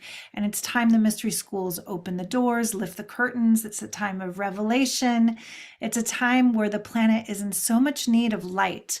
And each of these divine feminine archetypes, it's like a different color of the rainbow that's weaving us back to love. The core teaching and transmission of every face is, how do I love through that face of the goddess? Through the goddess of compassion, how do I forgive? How do I open my heart to forgive myself and then others? Through the face of the creator, destroyer, preserver, how do I actually destroy the patterns that no longer serve? And really, like, the goddess Kali is sometimes needed, that fierce side of love that, you know, when we have been suppressing our truth for so long, there's a fire inside of us that can kind of turn inward and hurt the body if we don't express and allow that sacred rage to burn through the illusions that bound us. So each of these different archetypes will bring us back to a kind of frequency of freedom, of union, of grace, of love. And my commitment through all of my offerings is to awaken my own heart and to share these transmissions from my heart with others so that they can recognize and remember what, you know, if it's resonating, what's their own inner gnosis, their own inner wisdom, and that we start to build this field of remembrance of our true nature, our divine nature together. And so this leads me, Scott, to the last kind of fun offering that I want to speak about, which is I was invited by one of my initiates who lives in the south of France to come there this summer and to hold these mystery school temples with her in the land of Mary Magdalene, and to visit the sacred springs that Magdalene's known to have used and baptized people in, and continued her ministry of love and these deep, deep esoteric teachings that I'm starting, since I said yes to this, I'm starting to learn more and more about who she really was, and how this return to her actual teachings and the ministry is so in alignment with what I've already been doing intuitively and transmitting. I've had people that have come into my online courses say things like, this is feminine, divine feminine Christ consciousness. This is, and using these kind of expressions that I never used, I never thought of in that way. For me, it's unconditional love. It is the awakening of the heart. It is synonymous with raising our frequency, raising our love level, becoming free by transmuting the shame, the fear that we're imprinted with, as we've talked about, as Baba Des and Zahara have talked about tonight, that when we raise our frequency, we actually affect a change and a ripple in the field of the collective. So this retreat in France is going to be especially potent. And I wish I could bring everybody with me, but we're going to be a very intimate group of about 13. And this is for women this time. We're going to get really real and raw and probably naked at some point in those waters, or at least you're going to get in your bathing suit, and we're going to heal body shame. We're going to go deep into the body as a temple and into some of these very precise technologies and how to not only raise our vibration, but raise the inner light and awaken the third eye, and really the heart is the center of the whole teaching. So I'm excited to beam this beacon out to those who are resonating and those that know that this is for them and it's their time to really be a part of this leadership as love, to lead as love with us here. Beautiful.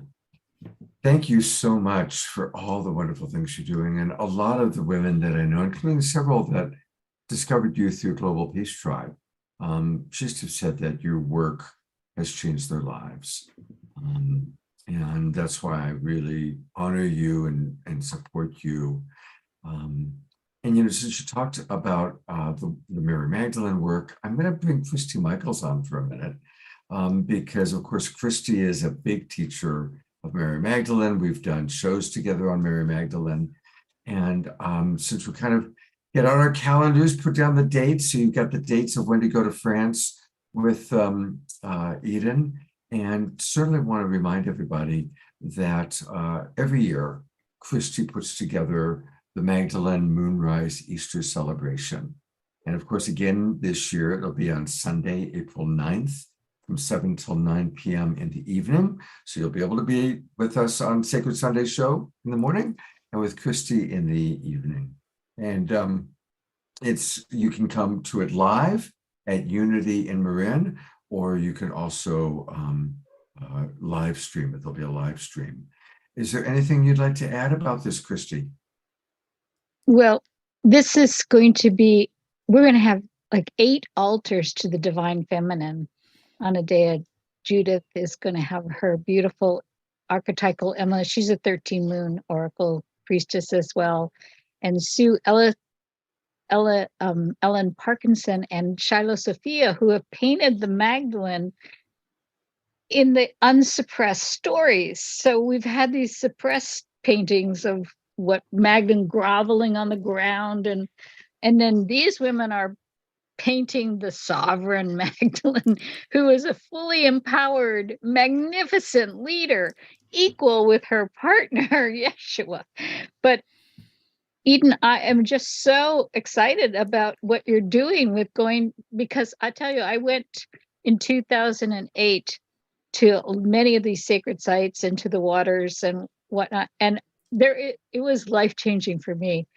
When you walk the sacred land, it's like prayed up land. It's an energetic that is like nothing we have here in America.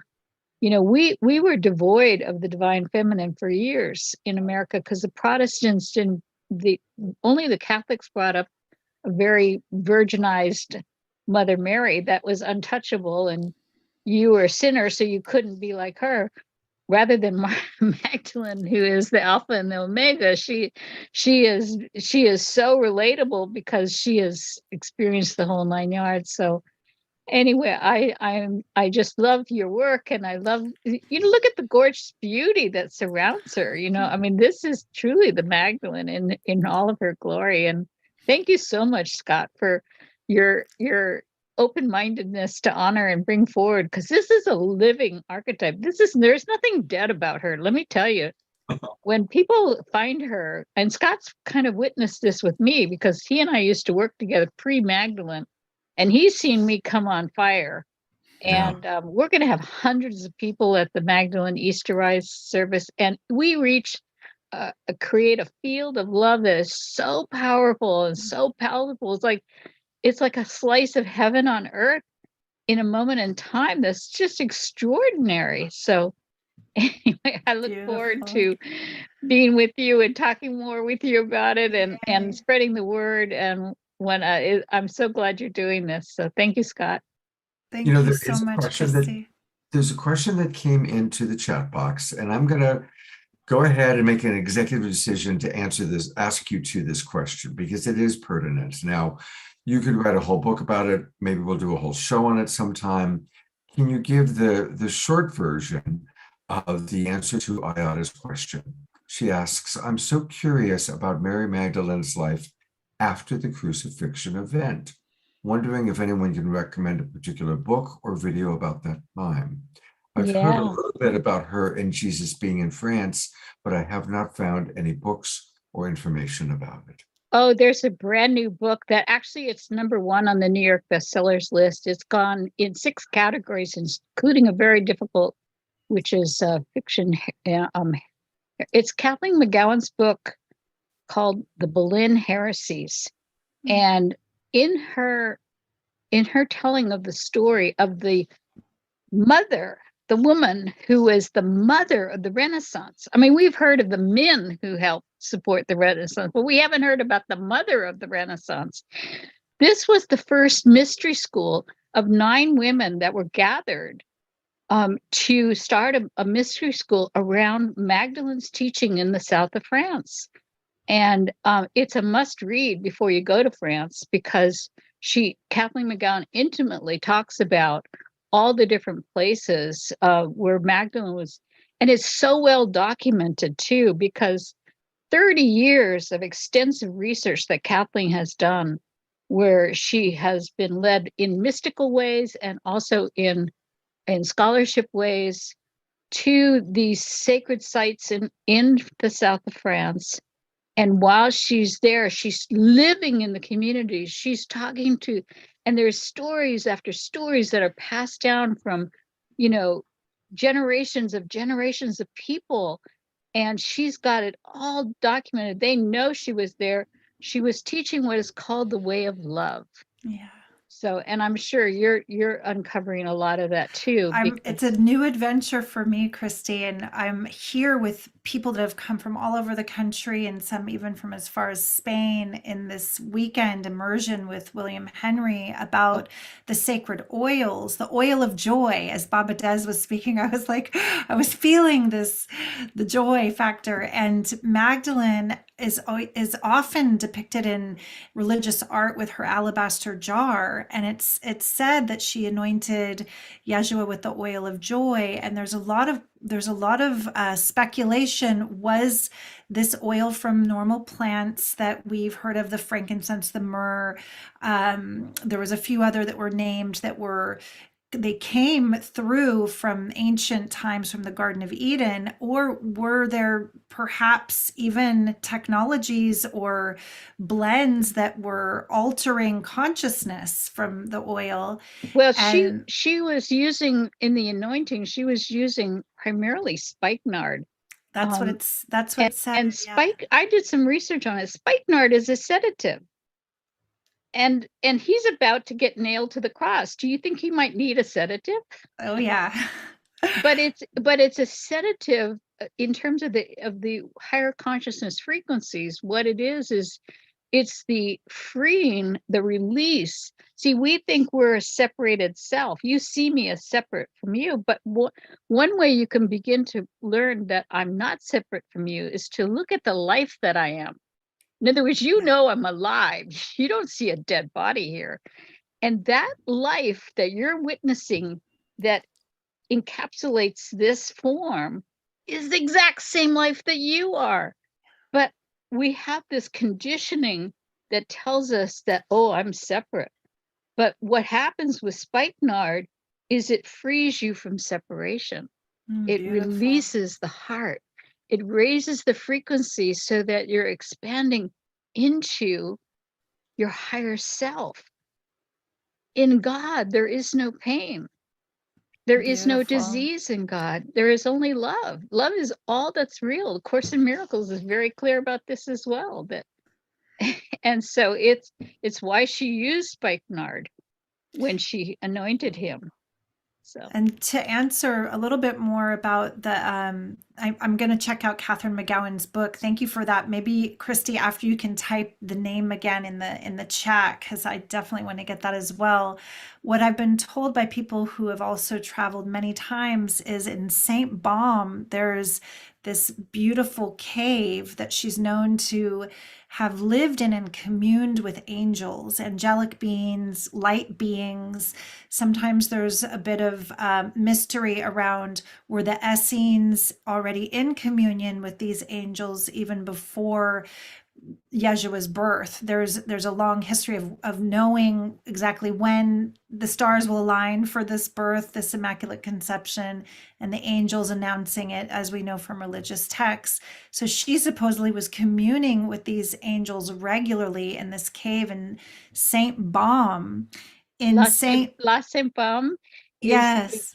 is the name of the it's a monastery that's up at the very top, and you have to go through Artemis Forest, the Beautiful. goddess Artemis, her forest, and you make this pilgrimage. And all the kings and queens for centuries would make this pilgrimage up to La Saint Baum. So when you enter the cave, the energy and the frequency is so high, and it's one of the few places that we actually see a stained glass window that shows the anointing of the crown chakra by Magdalene on Jeshua's body.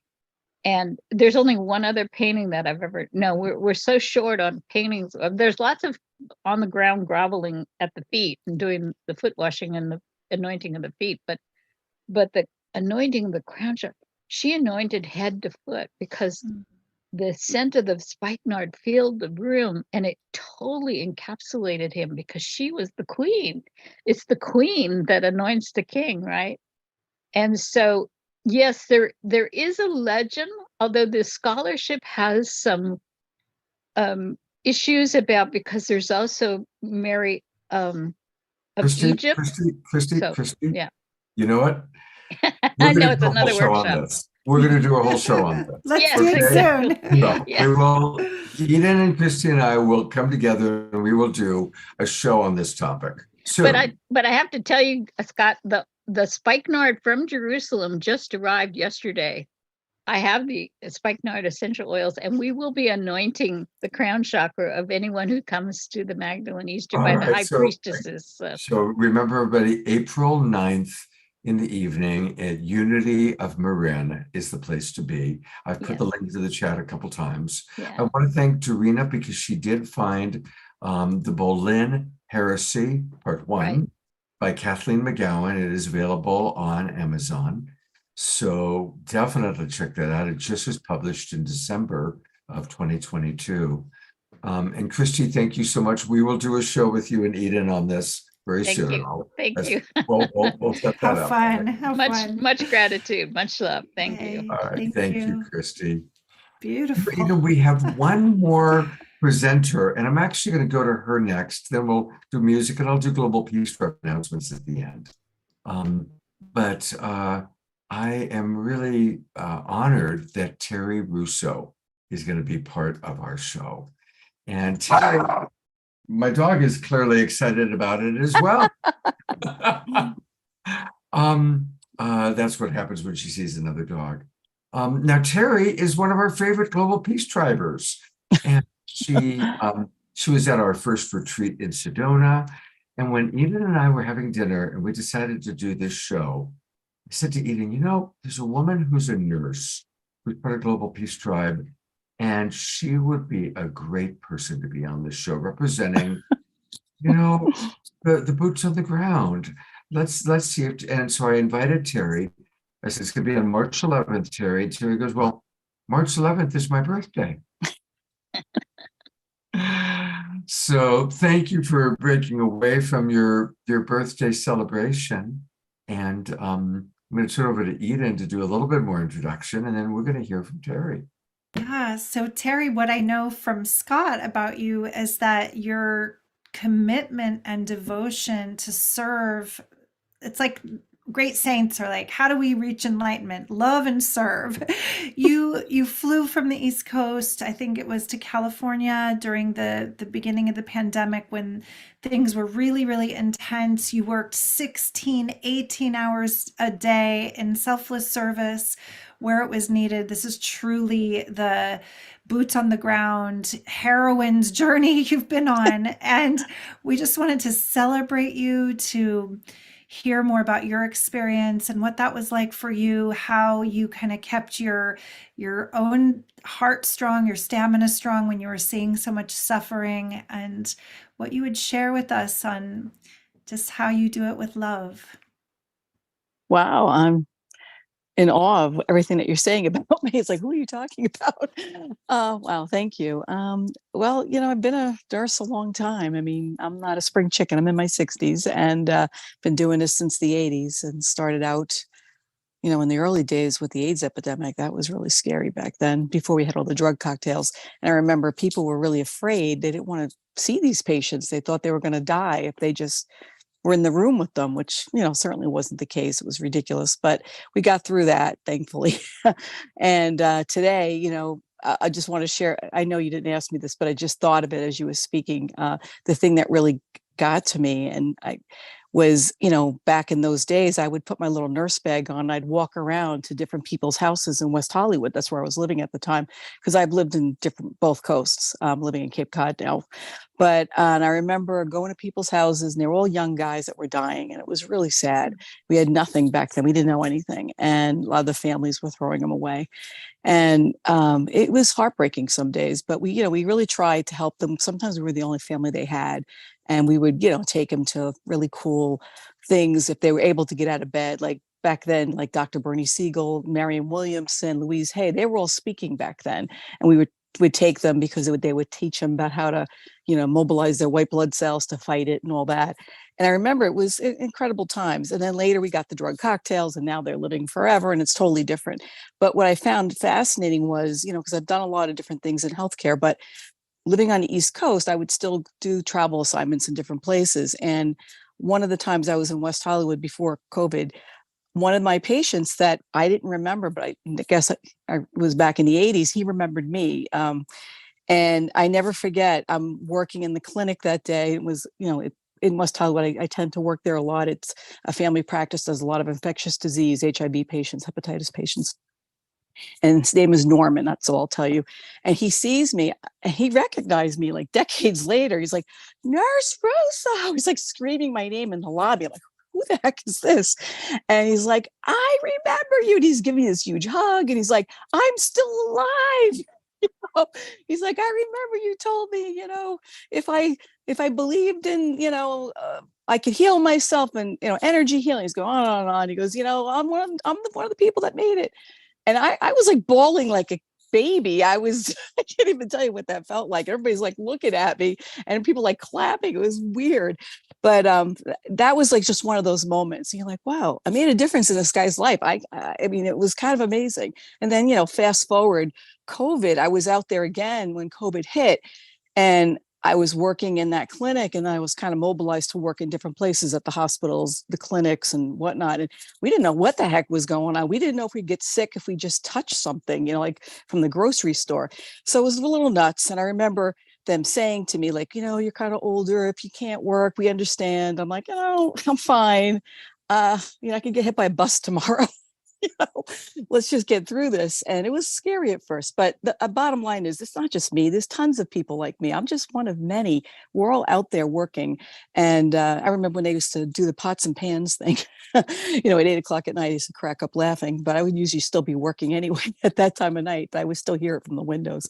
So, I'm just kind of going into some highlights, but I think the bottom line is, out of all the things I've done, whether it was working in hospitals in different areas or home health, community health, research, teaching, whatever, you have to come from a place of compassion and love. You really do. If you don't love what you do and love the people you're dealing with, you can't take care of them, no matter what it is. And even now, I'm working more in mental health right now in addiction, doing a lot of outpatient work on Cape Cod.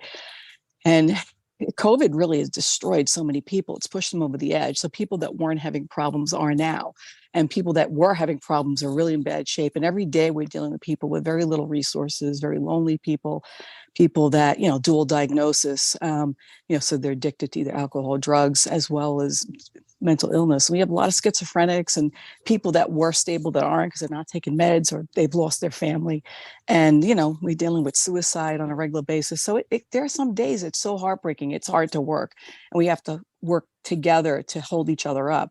But you have to come from compassion. And even on a bad day, when the moon is full and everybody seems like they're not in their right mind, you just have to get through it. And knowing that, hey, I could be in that person's shoes and I would want somebody to help me, So there's lots of people like us that do this. It's not just me. And, I don't know how to describe it, but it's just something that you're compelled to do and you have to do it.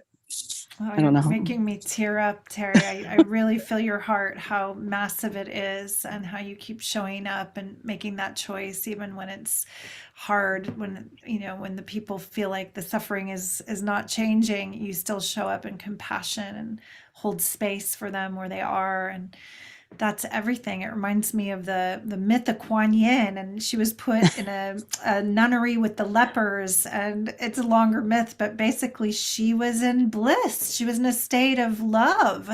And, her father thought, aha, she'll hate this and want to marry this old rich guy I want her to marry. And she was like, no, I am in love, as love for love. And I see you like this goddess of compassion. Thank you so much for the work you're doing in the world, and happiest of birthdays to you.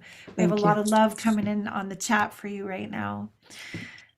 Really She's my sweet. favorite goddess, by the way. I have a statue of her in my garden, and I usually meditate outside with her right in front of me. So thank you. I felt that coming through. Since we're honoring you and your birthday, I'm also going to bring up another Global Peace Tribe person that we all love, who also is having a birthday, or just had her birthday yesterday, Eleanor Joy. Hey, Eleanor. And Eleanor Joy celebrated her 81st yesterday, and she's, of course, who dances to Omashar's songs and is definitely our dance queen. So just really want to acknowledge our beautiful birthday gals, Terry and Joy. You're both really beautiful parts of the Global Peace Tribe. We see that Sylvia's lit a candle for you. There's Sylvia and Nitya's candles for you. And Omashar, can you do a little happy birthday tune? Can you? Maybe. Where are we? There we are. I'm lost. So, I thank you for holding the candles, one for Eleanor Joy, one for Terry. And we'll do a little happy birthday appreciation for you. Happy birthday to both of you. Happy birthday to both of you. That's really high. Birthday, dear Terry and Eleanor.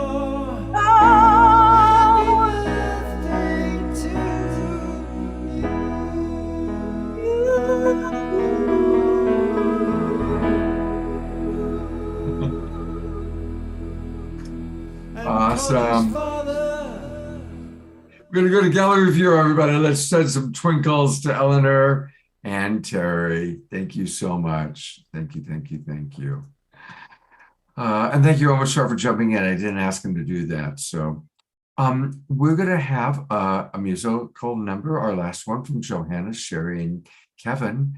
And then we're going to kind of bring everybody back up for kind of that question, our final question of the night. And then we'll close out with Global Peace Tribe announcements and an Omoshar song. Johanna. Hola. Welcome back. Oh, yes. Anything stand out for the three of you in tonight's show? Love, love, love. We're going to sing more about it. You know? Great. But really, I think it's been amazing to hear how all of these humans are alchemizing and co-creating with reality, the best possible reality through the love vibrations. You know, it's a difficult time in the world. We all go through things, and it's what we do with that and how we, you know, if we're doing the dishes with God, we're having a wonderful time. Who says that in our tradition? You know, I don't know, but it's actually a quote, you know. I think it was from Ram Dass, one of my root teachers. It says, he says, do the dishes with God. And if you're singing with God while you're doing the dishes, it's transformed into an act of love and service. And then we're creating more love and service in the world through that action. You know, it's a powerful vibration that we're all leaning into. And so I'm so grateful to have the opportunity to hold space for that. And I wrote another song with the chorus, Love, Love, Love. So you're going to hear it now. It's actually a co-write with my friend Mikey Pauker, who has been on this show before. I think I sang it once when it was first released like a year ago for Valentine's Day. So I remember that. Yeah. Yeah. So it's called Help Us Love. And it's a beautiful song that I had the idea for because I learned that in the Hebrew Bible and the Christian Bible, there is a similar and exactly the same passage. Help us love our neighbors as ourselves with all of our hearts and all of our souls is how we translated it. So Mikey was studying to be a rabbi, and I asked him to co-write this song, and we did it, and here it is. So it's just a testament to how we are always connected and how this love is a thread that can connect us all. And universal consciousness is real. If different scriptures are writing the exact same words in different languages, right? There's a principle there that's to be listened to. Love, love, love. Love, love, love. Love, love, love. Everybody. Love, love, love. Love, love, love. Love, love, love.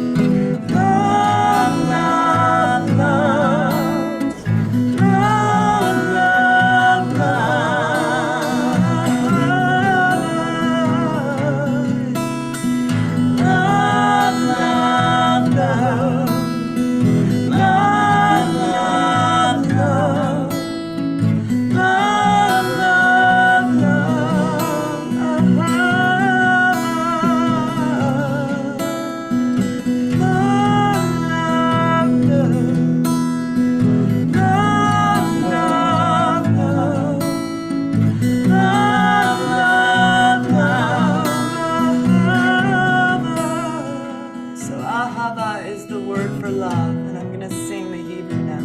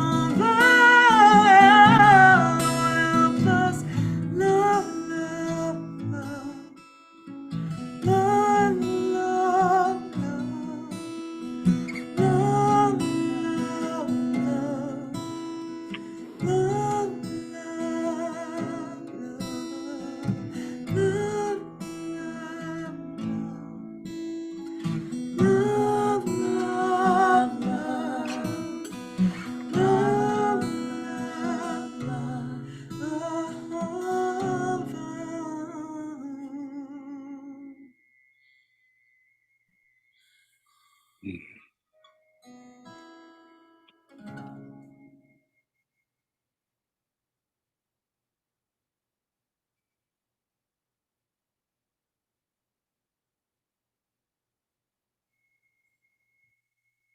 many comments coming in of people's appreciation. And I'm going to read a couple. Dr. Laura says, gosh, I needed this show tonight. Said earlier, this was a week of so many challenges with so many challenging people. Thank you so much for reminding me about love. And that song that you just sang was so just weaving everything together so beautifully.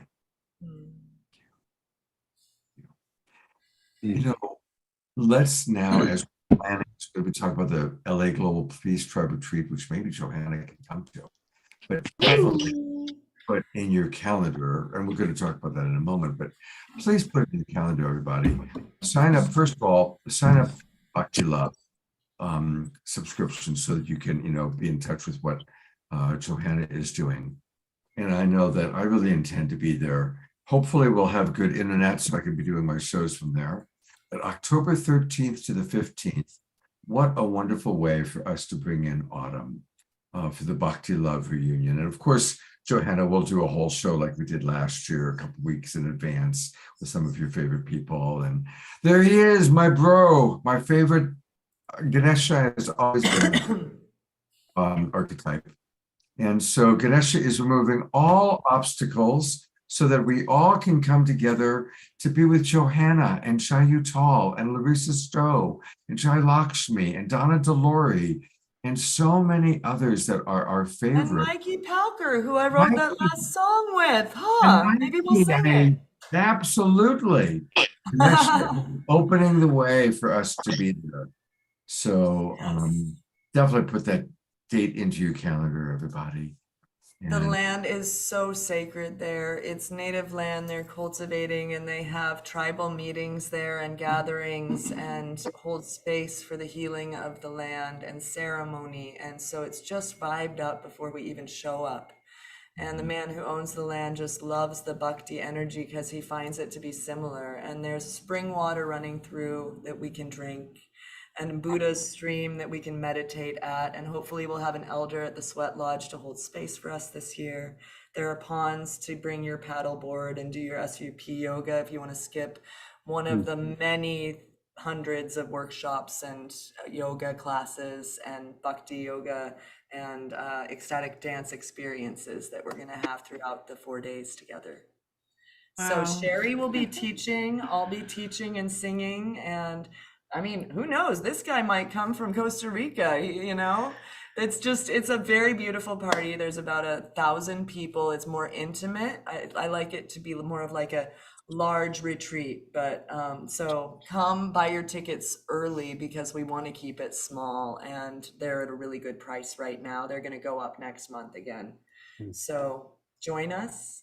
Get your Airbnb early. We don't have much in the way of housing on site. So if you want to be close and have really good internet, it might be good to get a place that's not where we are, because the bandwidth gets taken by all of the people when they come to the festival for like live streaming, Scott. Anyway, much love to you, and thank you so much. I'm really grateful. That song felt like it was perfect to bring the love in. Absolutely. Absolutely. Thank you so much, Johanna. I love you. Wonderful to meet you, Sherry. Wonderful to see you, Kevin. And enjoy Costa Rica and have a fantastic retreat, and give our best to Janet. Jai, we will. All right. Much love. Eden, I noticed that you brought in our animal love, your kitty cats. So I'm balancing it out. The Jasmine Bear. Jasmine Bear. Sleepy girl. I just woke her up. She was asleep on my lap all this time. She's like, hey, do I get a kiss? No, you're too sleepy for this. Right on cue, the kitty came back. It's so perfect too, because our animals do treat you. They are the great teachers of doing everything with unconditional love. Yeah. Absolutely. Well, I'm going to bring Des and Sasha back on. And there you guys are. Yeah, that was a big question that got asked. And I'll repeat the question one more time. The question is, how can we build a world based on mutuality, reciprocity, cooperation, based on forgiveness, healing, understanding, wisdom, and freedom, where fulfillment is deep, inner, and joyful, and fear and shame are things of the past? What a beautiful question. Just reading it is like a gift right there, just hearing it again. Thank you for, can you read the name of the being that asked the question? Yes, you know what? Now I've got to scroll up and find it again. It was, oh wait, we've gotten a lot of comments tonight. It almost there. Oh gosh. Meanwhile, I'm getting kitty purr therapy. This is also, I don't know if you can hear it through my microphone. I mean, love being. You know, we've gotten so many chats. Been I a hot apologize. chat box tonight. So I whoever, copied oh, the purring's coming through. So whoever asked that question, I can feel your sincere prayer in it. I can feel how there's part of your whole consciousness that's absolutely aligned with this vision and this reality. And by you holding that vision, that's a big part of it, and sharing it with us is a big part of it. And I can feel how in the reading, when Scott was reading it, it brought me into a higher frequency of yes and thank you and joy and gratitude. And my understanding of how we shift the collective is what we are all doing within ourselves, and how our choice, just like Baba Dez was talking about, even when people are acting non-loving, to still bring compassion, still bring presence, still bring curiosity. So when you ask, how can we shift this world out of war and separation and shame and fear? It's by shifting ourselves out of that state as close to present moment as possible, each and every one of us. I mean, there's prophecies about the 144,000 rainbow light warriors, and maybe that's a huge act to activate the rainbow light body, like these, Tibetan masters. That being said, what if it's a small acts? What if it's a small choices every day to return every apparent act that's non-loving with compassion, with presence, with peace? And in that moment of choosing to respond or react, you are bringing that world. You are doing that great work. We're doing it together. So that's my answer for that. By the way, Dorina Joy found the person who wrote the question was Grace Denise. Grace Denise is still with us and smiling. So thank you, Grace Denise. Sasha and Des, what comes up for you? We were feeling into that. Is the mic on? Can you hear us? Yeah, we hear you well. We were feeling into that question. I'm going to start the ball rolling, and Sasha's going to finish it up. But I feel like several things were already touched on, and I feel like the greatest activation and reclamation is that of our emotional bodies, and there's a sensitivity that's required, and that sensitivity is integrated with awareness. And so, as we start to, I feel like part of what's happened is that there's been so much separation, and it's that separation within ourselves from all the pieces of ourselves, our hearts, our souls, our emotions, our bodies, our and our minds. So for me, it's about bringing that activation in and noticing and being sensitive enough to feel where separation occurs. And the answer is integration, that we keep integrating everything and we keep feeling everything. And as we walk the path of integration and we keep bringing everything integrated into that field of love, that's where the big change is going to happen. So that's kind of where I'm starting with that. And it's interesting because that's actually coming out with a book. I've been working on it for several years, and it's called The Way of Integration, and it'll be coming out in the next couple of months. So I'm very excited about this question and really going deep into the answer of how we bring it all back into integration and end the separation. What do you have to say? I think the biggest hurdle and roadblock in the way of integration is trauma. It's been something that I've had to overcome in my own life to be able to really stay in love. It's the triggers, when they come, they pull us away. We all know this, how hard it is to be connected to love when we are triggered. And what is trauma? Trauma is something that separates us from ourselves. When we're not connected to us, we can't connect to anyone else. If we can't love ourselves, we can't love anyone else. And we might create the illusion of it, the ruse of it. We might perform it, but it won't be real. And so for me, the work of trauma healing is sacred work.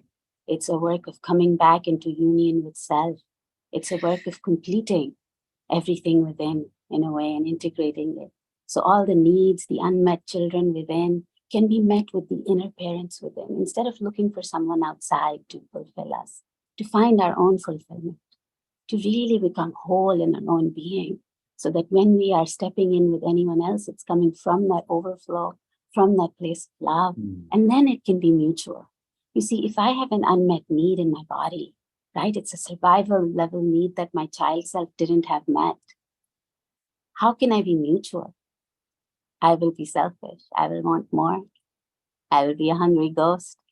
And so this is really about understanding ourselves and not judging ourselves for how we're designed. And if we can step out of shame and judgment and step into understanding and stop trying to become this or that, but just accept how we are.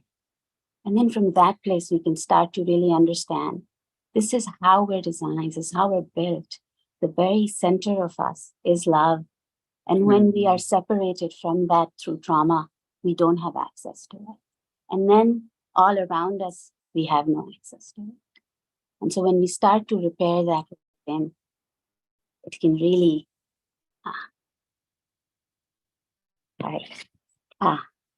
sorry, we got an interruption in between. But when we start to really repair that within and start to become whole, it starts to happen. And the biggest mirror is the world. The places in which we are unmet outside are the places in which we are not meeting ourselves inside. And it's hard for the ego to accept sometimes. You know, it's very difficult to accept that, no, I could be doing this to me. No, how could I be doing this to myself? But it always starts. Yeah. And then we can really find a way to love the unlovable within, then it starts.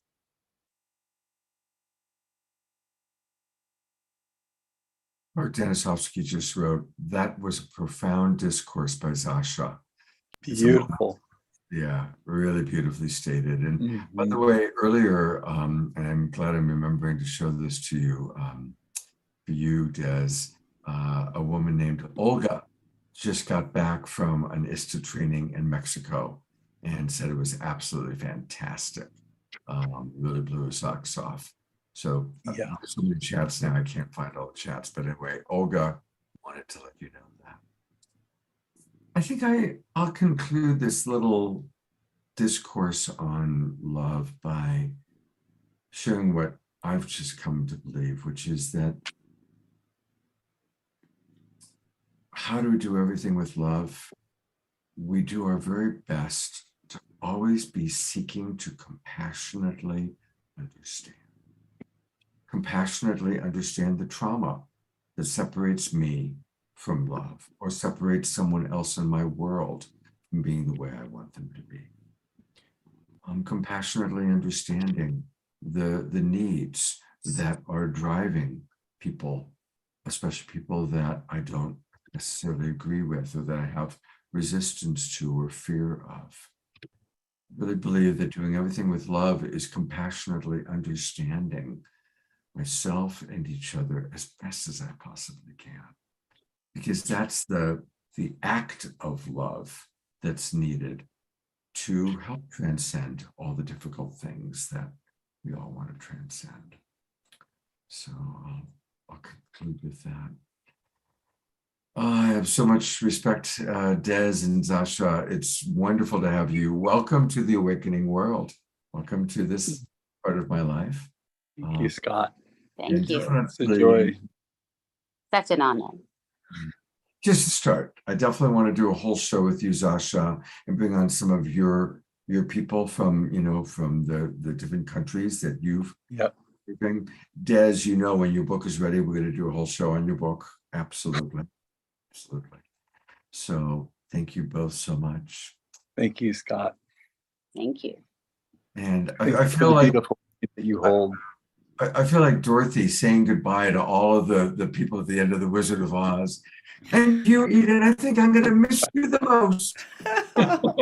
Well, as soon as you come back, we'll hang out in California. Absolutely. Hey, we didn't get a chance to go to your page about your new podcast. And I put it in the chat box, but I didn't get a chance to actually go to it. So again, if you go to Eden Amadora podcast, that's where you can register to be the first to know all about her Lead with Love podcast. And so definitely make sure you put in your name and your email address and submit, because we all are going to want to be supporting your podcast. Thank you so much, Scott. Yeah. You're such a mensch. That's a word for just like an amazing, generous spirit. Such a friend. Thank you so much. Absolutely. Thank you so much for being just such a wonderful co-host, and your beautiful questions, and jumping right in when my technology was failing me, and just being the bright light that you are. And I can't wait to listen to your podcasts. Oh, thank you. I can't wait to have you on it. And for you and all the listeners here, if there's anyone that you're like, oh, you should invite so-and-so, let me know. Send me a message. I would love some, if there's amazing people that are really leading in love. And once again, that's both in big ways, and those ways are really the boots on the ground ways. Like tonight, one of the most heart-cracking open moments for me was hearing Terry's story of what she's doing, and how many people they don't get their name out there. We want to elevate them. We want people to be inspired by these kind of things. So let me know if you have a person you would love to hear from and have me speak to in an inspiring and illuminating way. I'd love to get your feedback too. When Zasha was talking about trauma, people put in Thomas Hubel. Yeah. And he's Gabor Mate too. Gabor Mate. Yeah, and one thing I'm really excited about, I've been so immersed in the divine feminine world, and I've done so many summits and podcasts on other women's shows that are all women. I'm really looking forward to elevating conscious men, loving men that are making a real difference in the world, and that divine masculine, the sacred masculine brothers who are here really lifting the lamp with us. So I'm excited about that. And let's all plan on going to France. Well, it's for the ladies this time, Scott, but next time. I know, but just putting that out there. So Eden, thank you so much. You're so welcome. It's such a joy. My heart's just bursting from all the beauty tonight. Thank you, everybody. Good night. All right. Well, we've got one last little piece, and then Omashar music. We are one.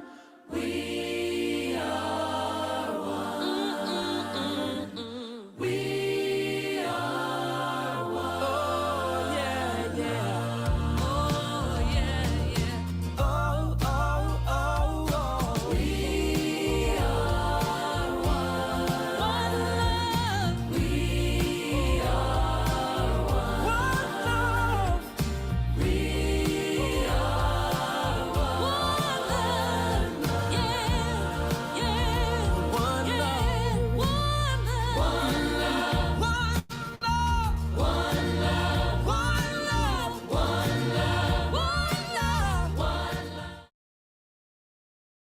It is time for the Global Peace Tribe announcements. Originally, I was going to have them halfway through the show, and we had so many amazing presenters. I wanted to just keep getting to the presenters. But there's a really big announcement, which is we are going to have a Global Peace Tribe retreat in Los Angeles. It's connected to the LA Convergence, and I'm collaborating with Pato and Antoinette, Ben Bowler, Tangela, and Sri and Kira. And I really want to encourage people to make their way to Los Angeles. And we finally have the website that has like the details that you might be looking for. And I just really hope everybody will come. I know it's a big deal to work your way down to Los Angeles, but we've got a lot really planned. It's an amazing week. There's going to be a lot of psychic healing. We're going to be with these amazing shamans that are coming up from Ecuador with Sri and Kira. Lots of music. I've got to see if Johanna can make it down. Larissa Stowe and all of the LA musicians are going to be with us. And finally, we have the website that just takes you on everything. Here's where the agenda is, the Facebook group. And we've got a beautiful home that we've rented. And it's going to be an incredible place. It's a mansion, seven rooms, hot tubs, beautiful big backyard. It's in West LA. It's near the airport. It's near where all the activities are going to be going on. And we do have a few spots left to join us. Obviously, definitely spots left for the retreat itself, and also spots to come on in and be in the mansion. Mark Danisovsky is going to be there. He was the very first person to register, so I really want to thank you, Mark. I know I saw you here a little while ago. Omashar will be with us. I saw Charlotte and Jennifer are coming. Atira is coming. Oh, of course, Roger and Bonnie. They found the house. So I really want to acknowledge Roger and Bonnie. Jerry Anderson, our wild monk, is going to be there, the wild monk of the Mystic Monastery. Connie and Andrew are going to be there. And Connie and Andrew have a big event that they're putting together that's going to be on Monday night. Kind of wrapping it up, our last big event that evening, Monday night, April 3rd. So it's going to be a really, really special time. And I'm going to put the link in while Omashar plays music, where you can, and one link takes you to all the different links where you can find out about everything that's going on. So please come join us in Los Angeles. A lot of hugs, a lot of cuddles, a lot of great music, really profound teachings. Several of my love coaches are going to be there. We're going to do Love Coach Academy relationship teaching, and we're going to go deep with Sri and Kira coming all the way up from Ecuador. First time in 12 years they've been here. It's going to be quite powerful. And a psychic fair that Tangela has put together. All that and more, and you. So come to Los Angeles. All right, Omashar, brother, thank you for pulling things together in the sound checks while I was hurtling towards the... Well, after you sent me that photo of your RV that was just like sunk in mud, it's like, how are you ever going to be here? And again, there's no words to express what has been shared tonight. It's all going to be integrated and brought into myself. And I'm glad to know that we're all on this ever expanding, wonderful page of uplifting each other's consciousness and opening our hearts. And in that light, this is a song, my version of a song called One Life. And it was written by a gentleman called Richard Fameray. And he was a very famous poet. He still is, but he passed away of Lou Gehrig's disease in 2011. And I've loved this song for so much time, and I've never, ever, ever played it. And I put this together. I spent hours today putting this together to make it kind of hopefully work for tonight. And so we are going to go into that. I'll bring up a little fun backdrop here. And here we go.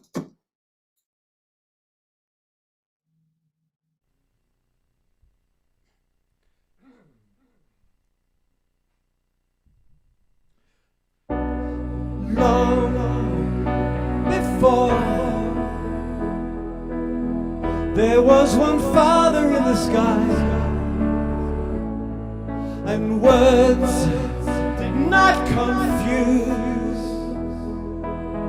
and everything was seen as all one light.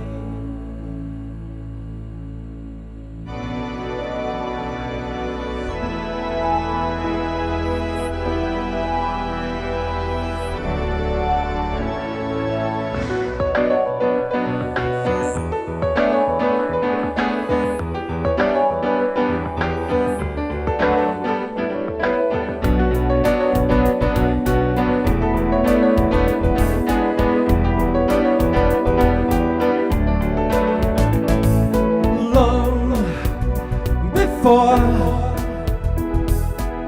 There was one Father in the sky,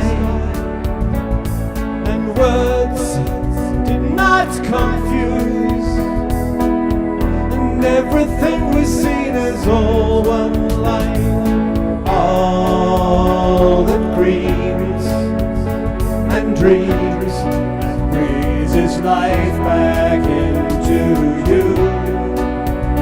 You into me into trees, it's all one line.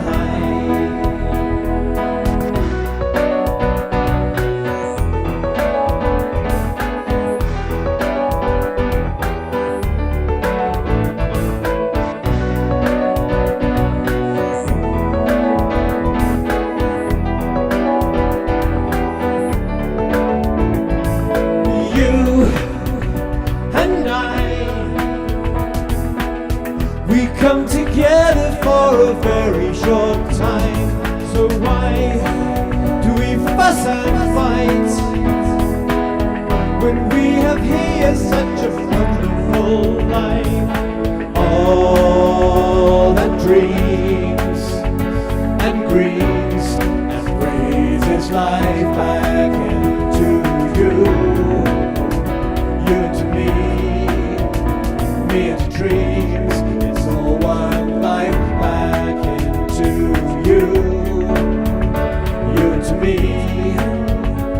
into trees, it's all one life.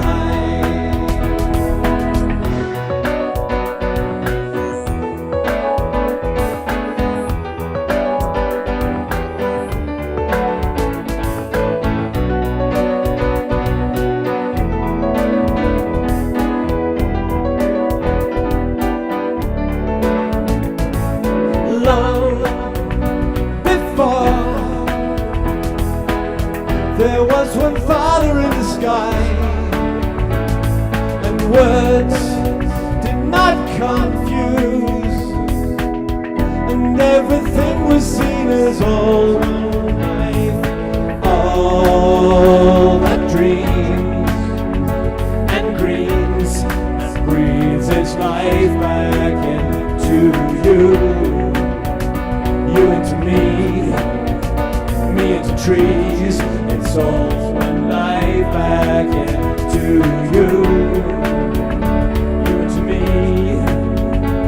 into trees, it's all one life back into you.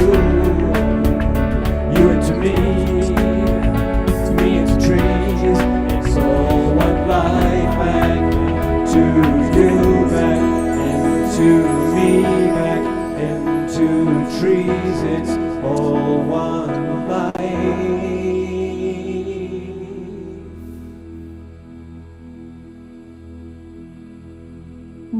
Thank you. Oh, what a wonderful way to end a wonderful, wonderful show. Thank you. Beautiful, beautiful brother. Oh. My pleasure. Well, it's been quite a show. And tomorrow morning we'll be back. Mishar and I will be back for a Sacred Sunday show. Again, remember, it's going to be really a good one, all about finding your community with Cynthia Tina. She's a delight. She's got a great PowerPoint, and she's going to show you communities all over the world where people are doing intentional living and different lifestyles. So join us tomorrow morning, 10 o'clock Pacific time. Remember, everybody, tonight the clocks change. They spring forward.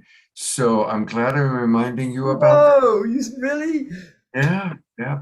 So, yeah. Does that mean we lose an hour? Spring forward, fall back. So you lose an hour.